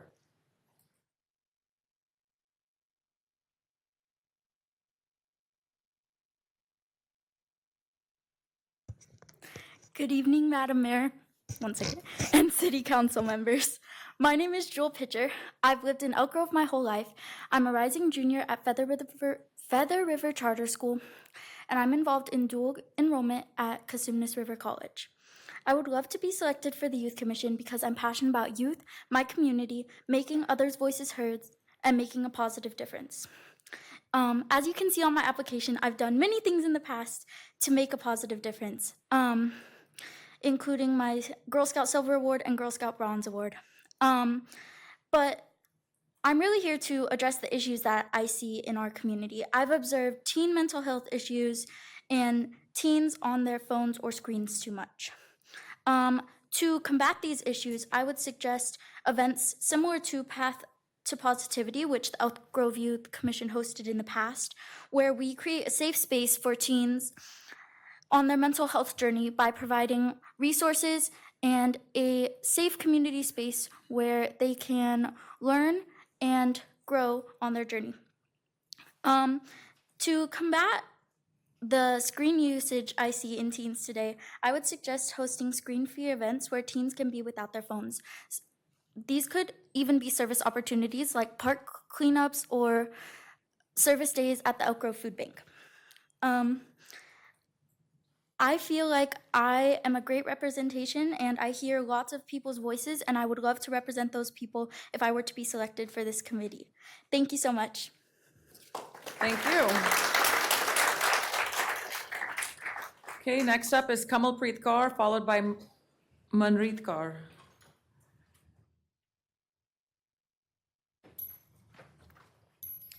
I will try my best to keep it short and sweet. Good evening, Mayor and members of the City Council. My name is Kamalpreet Kaur. I'm a student at Consumix Oaks High School. I believe the best decisions are made when we take the time to understand the experience of the people that are affected. As a student and member of the Student Side Council at my school, I've seen how important it is for young people to have the spaces where they can feel comfortable sharing their ideas and challenges. I want to be a part of creating those spaces in Elk Grove and help connect youth voices with leaders who can turn those ideas into action. To me, a community is like a garden. Every young person has the ability to grow, but growth happens when they're given the right opportunities and guidance. If selected, I hope to help increase awareness of mental health resources, promote healthy ways to manage stress, and encourage more youth to become involved in their community. Most importantly, I want to listen to students, learn from their experience, and help them bring their ideas into actions. Thank you for your time and consideration. I would be honored to serve the youth of Elk Grove. Thank you. Thank you. Manpreet Kaur, followed by Yuvraj Singh.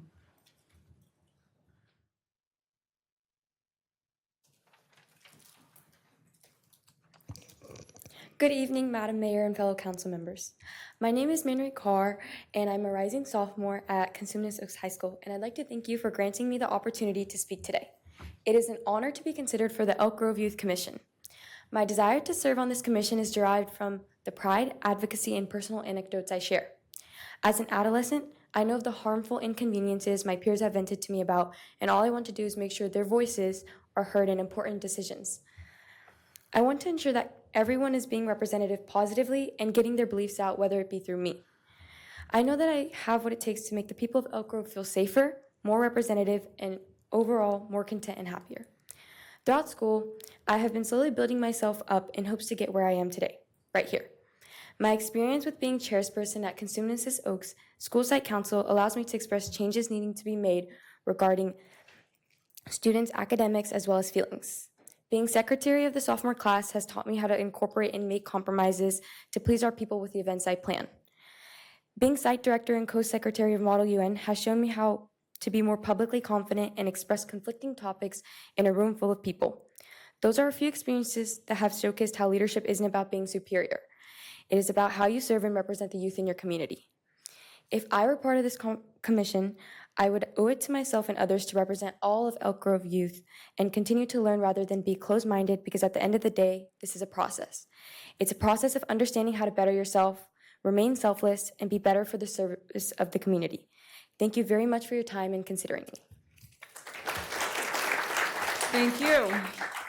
Next up is Yuvraj Singh, followed by Daljit Guman.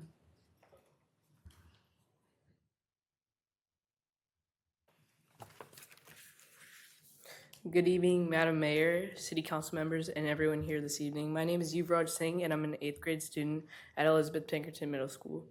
I have been proud to call Elk Grove my home, and this community has played a major role in shaping me into who I am today. Over the years, I've been able to experience what makes Elk Grove such a special place, the diversity, the people, and the strong sense of community that brings everyone together. I'm honored to be here as a candidate for the Elk Grove Youth Commission and proudly endorsed by Vice Chair, Planning Commissioner Mr. Virender Singh, as well as Ms. Teresa from the Diversity and Inclusion Commission. I truly care about the community and the people who live here. I believe young people deserve a voice in the decisions that affect them, and I want to help make sure that every voice is heard, as well as bring new ideas from different perspectives and experiences that can help make our city even stronger. Over the past year, I've worked to become more involved with Elk Grove through volunteering, attending community events, as well as taking on an internship with Councilmember Rod Brewer this summer. Through that experience, I have learned how important it is for leaders to listen, work together, and serve the people that they represent. I have learned leadership is not just about being in a position or having a title, it's about showing up, listening to others, taking responsibility, and working with people to find solutions. If selected for the Youth Commission, I want to bring the perspective of students and young people across Elk Grove. I want to help create more opportunities for youth involvement, improve communication between the city and students, and be someone who listens to the concerns and ideas of young people. I want young people in Elk Grove to know that their opinions matter and that they have the ability to make a difference in their community. I want to encourage more students to get involved and understand that their voices, encourage more students to get involved and understand that their voices can shape the future of our city. I'm not just applying because I want the title. I'm applying because I want to serve, I want to continue learning, work with other youth commissioners, and contribute positively to the future of Elk Grove. Leadership is not about having the loudest voice in the room. It's about listening, showing up, and taking action when people need you. Thank you to Madam Mayor, the City Council, for this opportunity and considering me for the Elk Grove Youth Commission. I would be honored to serve this community and represent the city of Elk Grove. Thank you. Next up is Daljit Guman, followed by Balbinder Poreval. Good evening, Mayor and council members. My name is Daljit Guman. I go by Dolce. I'm an attorney, founder of Guman Law Group. I live in Elk Grove, in the country where I like it. I love it, actually. I would have everybody here that spoke, all these children, young people, they should run for president. It's beautiful. And I think they would do a better job. No offense to anybody. So I am here, though, however, to endorse and in support of Yuvraj Singh, who just spoke. He's only 13 years old. He has already shown qualities that make him an excellent candidate. He's respectful, responsible. He wants to make a difference to the community, as you heard from him himself. He listens to others, cares about the people around him, and willing to step up and serve. I believe that Yuvraj will take this responsibility seriously and will grow into an outstanding leader. Some personal observations I've had. Mr. Yuvraj Singh, myself, and some other seen at some fundraising events and Elk Grove community events. He has truly given in hardworking spirit. He loves volunteering for his community. He's a great DJ, knows how to keep the fundraisers live and fun. I always see him roll up his sleeve and ready to clean up whatever's going on. No one has to ask him twice. I think that he's young, but if he starts at 13, and he's just going to only get better at the position and hopefully serve again. So I respectfully ask council to consider him for this position, and investing in his dedication to the young people like him deserve this type of representation. So thank you for your consideration. Thank you. Next up is Balbinder Poreval, followed by Alex Haig. Someone will correct me. Good evening, Mayor and City Council. My name is Balbinder Poreval, and I'm here today to speak in support of Yuvraj Singh for the Youth Commission. Although he's only 13 years old and is in 8th grade, he has already shown qualities that make him an excellent candidate. He's respectful, responsible, and genuinely interested in making a positive difference in our community. He listens to others, cares about the people around him, and is willing to step up and serve. I believe that Yuvraj will take the responsibility seriously and will grow into an outstanding leader. Respectfully ask the council to consider his application favorably. Investing in dedicated young people like him is an investment in the future of our community. So in the end, I thank you for your time and consideration, and please consider him for the Youth Commission. Thank you. Thank you. Next up is Alex, is it Haig? Haig, yes. Thank you.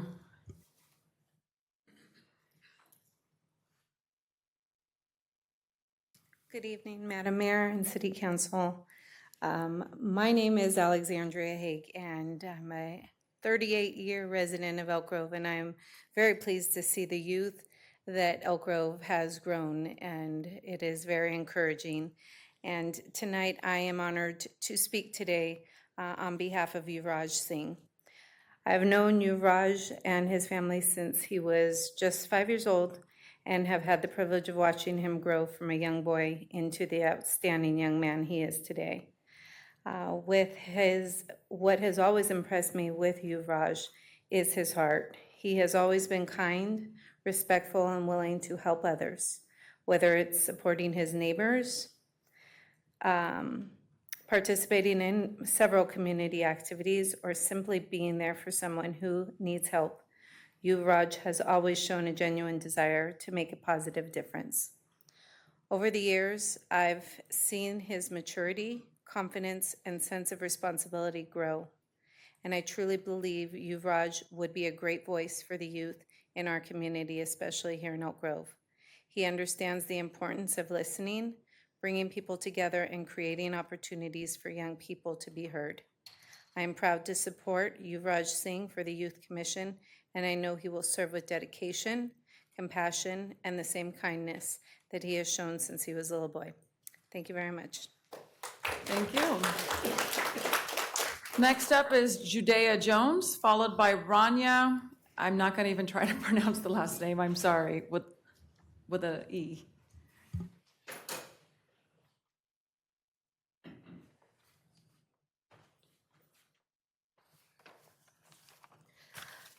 Good evening, Mayor Singh Allen and members of the Elk Grove City Council.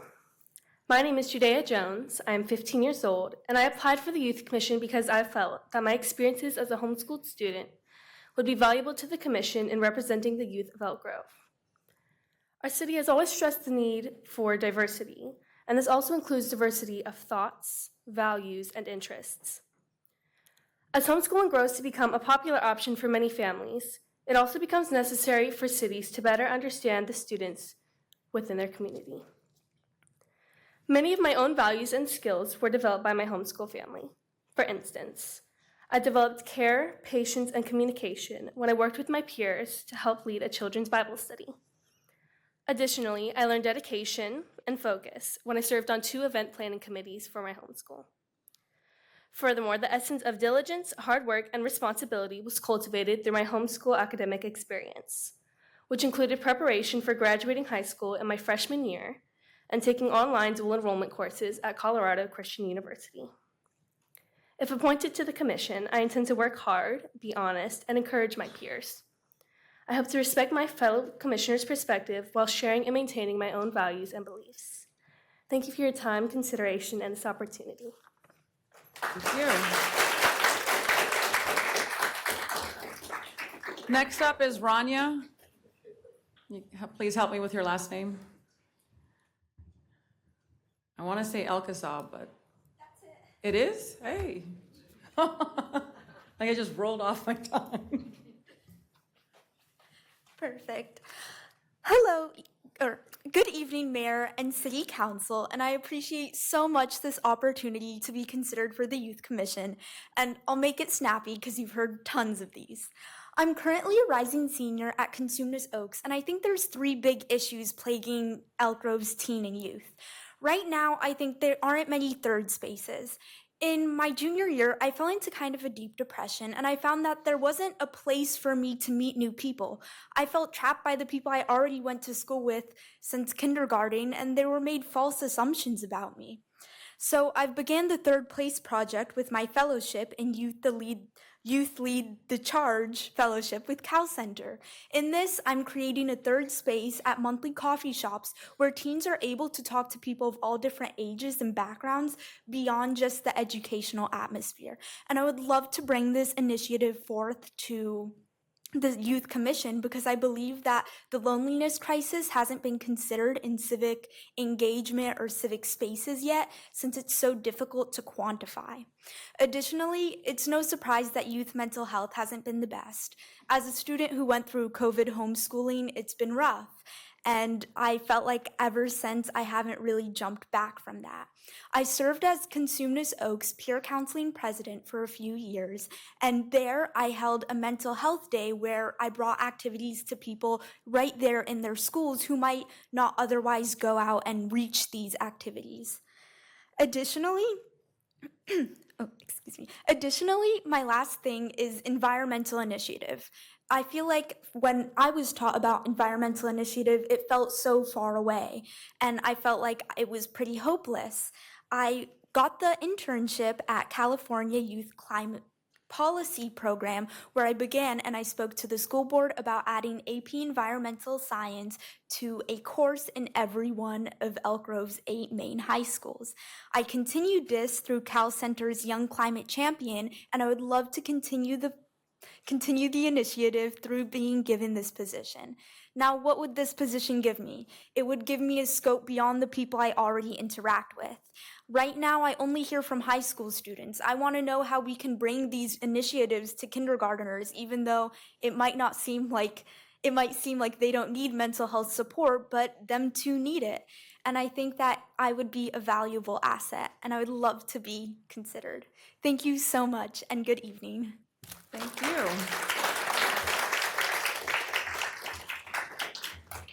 Our last speaker is Hannah Isabella Legaspi.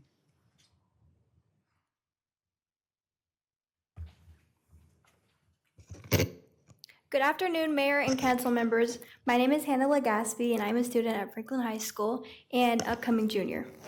I decided to apply, and I genuinely care about the Elk Grove community and want to make a positive impact for the youth who live here. I believe that young people have valuable ideas and perspectives, and I love the opportunity to help represent them. At Franklin High School, I serve as a vice president of the Fellowship Christian Athletes Club. Through the role, I've learned the importance of leadership, teamwork, and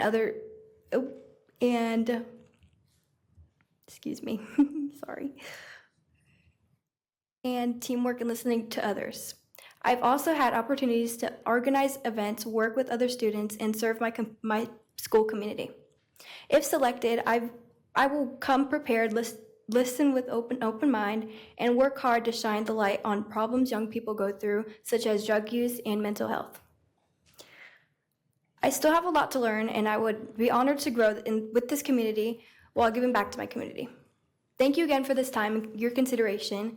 I appreciate the opportunity to be here today, and I hope that the privilege of serving on the Elk Grove Youth Commission. Thank you. Thank you. Woo. And are there any online speakers? So, Mayor, we do have a speaker. We have an attendee who's online, but we'd ask the attendee if you can use the raise hand feature. If you do wish to speak, we kind of need that trigger point in order to call you into the meeting. And we'll see if our attendee is responding. But they may just be listening. So we don't have the raised hand feature being used. And so I would say that they're here to listen and hear the deliberations. So. All right, then I will close the public comment opportunity for all attendees. First of all, can we just give all of our amazing applicants a round of applause?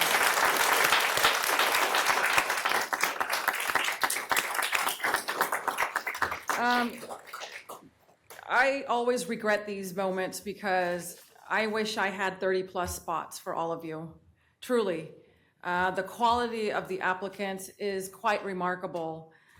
And it's, you want to go through some sort of a system in terms of how to appoint someone, where might there be gaps. And so that's the best way for me to sort of manage all of the applications, because honestly, all of you are very well qualified. Some of you are just amazing leaders, already doing such great things in our community. So what I will do is let me just read out the commissioners that we do have and the schools that we, well, just the schools that they represent. We have a representative already from Sheldon High School. We have 2 from Cosumnes Oaks. Actually, we do have 2 that are 2 commissioners that are not, that are in our charter school program. One is from the Elk Grove Charter, and the other is Fortune Early College. And I only bring that up because I thought I heard one of the speakers mentioning the need for a charter school voice. So we actually have 2. Elk Grove High School, and we do have Franklin High School. And then our lovely city clerk provided a chart, which escapes me right now, on where we still have gaps, where we could use representation. So those are sort of the check marks that I'm looking at, but it's just one benchmark of guidance. I will say we do have, I'll just go off and name, at least to start off the conversation, the first recommendation made a pretty compelling case with all of the support. I've never seen this kind of support for a youth commission applicant before. So I would like to nominate the youngest applicant. I think having a middle school voice would be a great segue into high school and having that connection. So with the tremendous support and application, and of course the testimony, the first applicant for your consideration would be Yuvraj Singh. And for the record, we have the same last name, but there is no relationship. I just want to make that clear, that there is no relationship with Mr. Yuvraj. So are we good with Yuvraj? Seeing consensus? All right, congratulations to Yuvraj.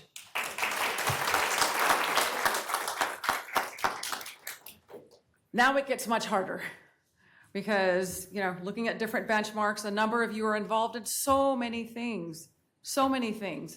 I thought I had my mind made up reading through these applications and hearing your amazing testimonies. And then I went back and put on my school board hat that I once wore for 8.5 years. And that was always to be a champion for students who aren't already involved to that great level that you see that are involved, and they're the president of this club and volunteering everywhere, part of even our summer civic program. There's always students that get left behind who also deserve to have a seat at the table. And I always, as a former school board member, I always wanted to be a champion for those voices, because all of you are high achievers. You do great work and you're already giving so much back, that is another sort of layer that I wanted to consider. I have a number of names, and I honestly, it's very hard for me to pick. So I don't want to be the only bad guy. I'm going to enlist all of you to be the bad guys in this to help narrow the decision. So what I'm going to ask is I have a huge list here. So if I can get 2 names from each of you, and I'm going to match them with who I have. This way it'll help me, because it's not easy. And please consider those that don't traditionally have a seat at this table, who aren't involved in summer civic program, or who aren't, volunteering in our local nonprofits and already leading their schools. Who stood out to you? So I'm looking for guidance from you. Who stood out for you? Give me 2 names. You could have told me before so I could have wrote these down. I mean, All there's right, you got to guys be. have 3 more minutes to come back and give the presentations again. There's got to be a couple that stood out for you. We can come back to you. Yeah, let's start with. I'll start with Councilmember Brewer, what two names stood out for you? There were, again, we had another great group of applicants. But the two that stood out to me were Afoma and Hannah. The first name? Afoma Osioko Yep. and Hannah Legaspi. And Hannah Legaspi. Okay. Kevin? Okay. So, first thing I want to do is say I really appreciate the audience and the respect that you have given to each other, and the kindness and the support and listening. And normally we don't do the clapping thing here, or we try not to because it adds more things to time. But I want to make sure that you understand that I really appreciate you supporting each other, because you come from different schools, different backgrounds, et cetera, and everybody has a different perspective, but your kindness and your respect to each other is fantastic. So thank you for that. Okay, so two names. One would be, I know the last name's correct, but is it Mira Shaw? Yeah. Mira is one. And then, I'm sorry, Afoma, but I can't remember your last name, and I apologize because, say it loud, that's fine. That. Excellent. Councilmember Robles? This is like very difficult. 'cause Exactly. So I don't want to be, since I have the power of shared appointment, responsibility. I'm sharing the burden here. Shared responsibility. No, I feel like today I'm kind of just writing a like really youthful energy and high, I want to say, because I also had the ability to go speak at the Capitol with a youth leadership program. And it's been like a day full of young, amazing individuals who we talk about the future so much, but we don't need to look to the future. They're right here present. And each and every one of you, your speeches were so diligent, thoughtful, and eloquent. Like literally you guys can give a course on communication skills that many of us adults don't have, right? I wanted to just ask Jason to start giving applications to apply to Elk Grove. We had someone talk about, I just found out a new word, third space. I didn't know what that was, right? And I'm just gonna go look at what does that look like. And some of the stuff that many of you, young students talked about. I mean, in addition to looking at who we're gonna appoint to these commission seat, I'm thinking like, okay, we need to do more for you guys. Like, what can we do to bring that ingenuity, to bring that creativity? Because you guys have that already, right? Yes, the commission is something that obviously you get to put on your resume and use for college, but I think there's something that we have to kind of do. I think in Elk Grove, we're expanding as a city, and I don't know what that looks like. I'm going to take literally this evening and maybe the whole week to kind of figure out, and eventually we'll see if we can bring it back, or maybe when we have our council retreat, to talk about how we can have a conference for you guys, whether it's in the AI space, whether it's in the mental health space, or even, I know that our staff does it right for youth, but I think, our city deserves something really cool, and to have all you who applied for the Youth Commission to participate in something like this, I think that goes very much far. I mean, we have people who I know are gonna be taking our seats pretty soon. Someone, I think, that talked about policy. To talk about policy at that, with like very passionate at your age, like, I'm like, oh man, this is my new campaign, person. Hey, but no campaign talks. No, I'm not going campaign talks. I'm just saying Okay. someone who's gonna be, not mine, but someone who's gonna be making a difference in our community, because you guys are just so passionate about policy and being able to change and transform that. And genuinely, we see that you want to do that for the city. So I think it's amazing and awesome that you guys are doing that. So you see how I I'm think you're filibustering. Yeah, Just you're kidding. what you're doing is Delay. you don't want to name names. I don't want to name That's names. what I That's see the hard here. part. But I'm probably gonna throw you for a loop because I will say different names.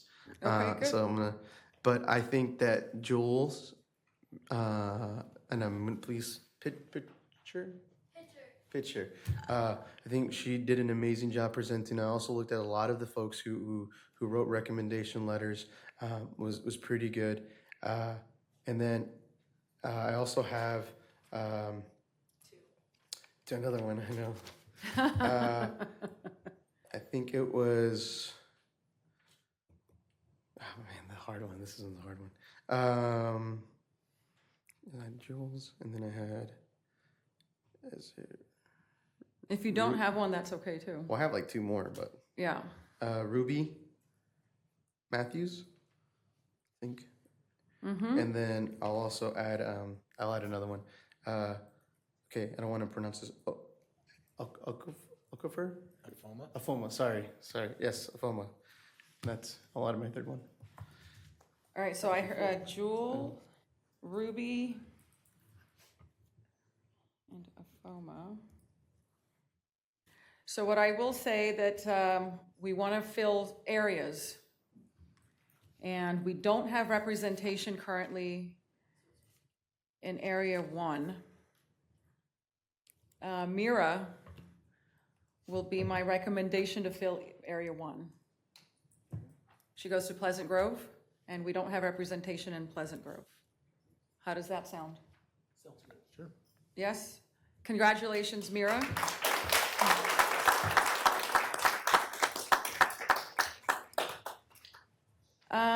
Okay, so let's see. Our makeup currently, we have 1, 2, 3, 4. We have 4 females on the commission now, 2 males and 1 non-binary. I'm all about female empowerment. Let's not mistake that. Okay, so I have a few names as well. I do want to put on the record that Councilmember Suen did reach out to me and made a recommendation, so I want to put their name here for consideration, and that is Maya Barron. So that's one. So Maya is one name. The other name that I have, because I love the transportation discussion as a SAC-RT chair. Arnab did a great job for a policy discussion. Arnab was the first speaker. I also have Maya, so on my list. I also have Helen Zhang from Franklin. I also have Ruby Matthew. I think I heard that from one other. So what I'm also considering is the different ages, because you want to have continuity. Otherwise, we'll be here next year filling several more vacancies and going through this exercise, which is not going to be easy. So Ruby is another name for consideration that I have on my list. I have Afoma as well. Now what I will say is let's now use the lens of those just different names that, and Rania is another one that I have, who's a champion for the climate, which I think is great policy work as well. So that's the 5th name, is Rania. Let's consider the age. Let's consider representation. So if you don't have this sheet here, there's different groups that are not currently represented on the commission. So I want to give consideration to have a wide variety of representation. So mine, I'm going to now narrow it down to 4. And then I need your help on that. Maya, Arnab, Ruby, and Rania. And Helen. Sorry, yeah. So of those 1, 2, 3, 4, 5 names, I have Maya, Arnab, Ruby, Rania, and Helen. Do you have a favorite from those? Again, wearing the lens of where we need representation, where we already have representation, the age, and the schools. Maya, Arnab, Ruby, Rania, and Helen. Mr. Brewer, give me one.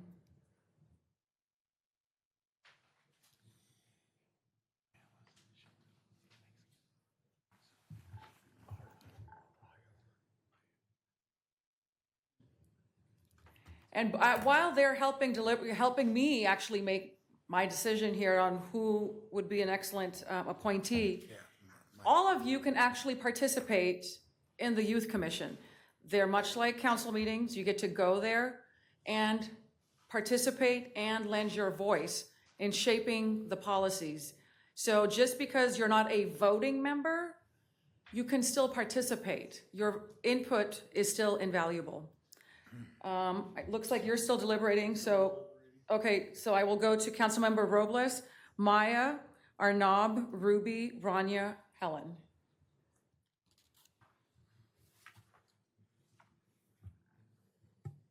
Can I give you two names? Sure. I'll go with Maya for first one and Ruby for second one. Okay. Councilmember Spies. I can support any of them, but I would say that that Maya would certainly be the pick out of the five. Okay, so your one vote there, and Councilmember Brewer. And again, as a reminder, Maya was also recommended by Councilmember Suen as the one vote. So I'm going to consider his vote in here. Now, you have a lot of good choices, but of the five, I'm looking at Maya as a standout of those five. All right, and I have Maya on the list here along with the others, so I will also lend my support and recommendation to all of you to fill that third seat, and that is Maya Barron representing Franklin High School. Yes?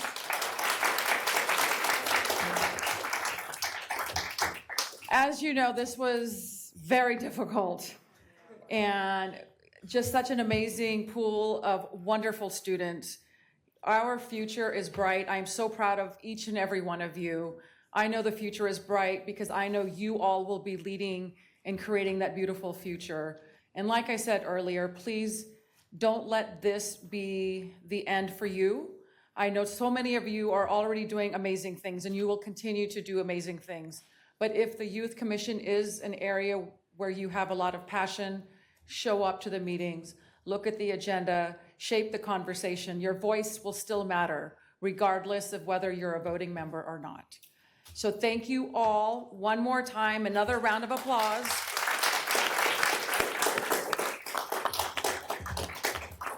Thank you all for applying, and congratulations to our 3 new youth commissioners.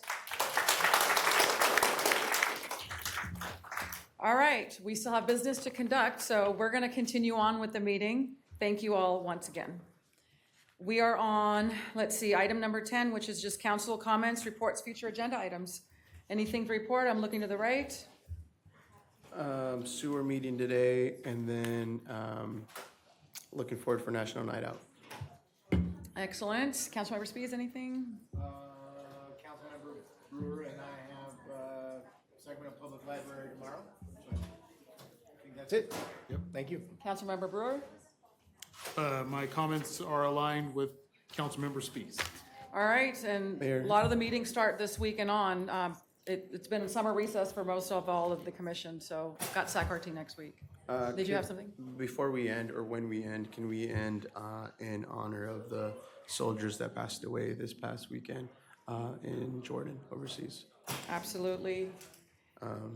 We have First Lieutenant Tyler James Freeman of Hawaii, Private Isabella Gonzalez of Texas, 19. Sergeant Angel Ramsed of New York, and a couple others. But just want to end in the memory and just praying for the families and praying for the units. Absolutely. Thank you. And it's always hard to adjourn in the memory of lost loved ones and those particularly that fought for their country. So let their memory be a blessing to their families and their friends, and let our nation forever be grateful for their service. Thank you. This meeting is adjourned at 8:21.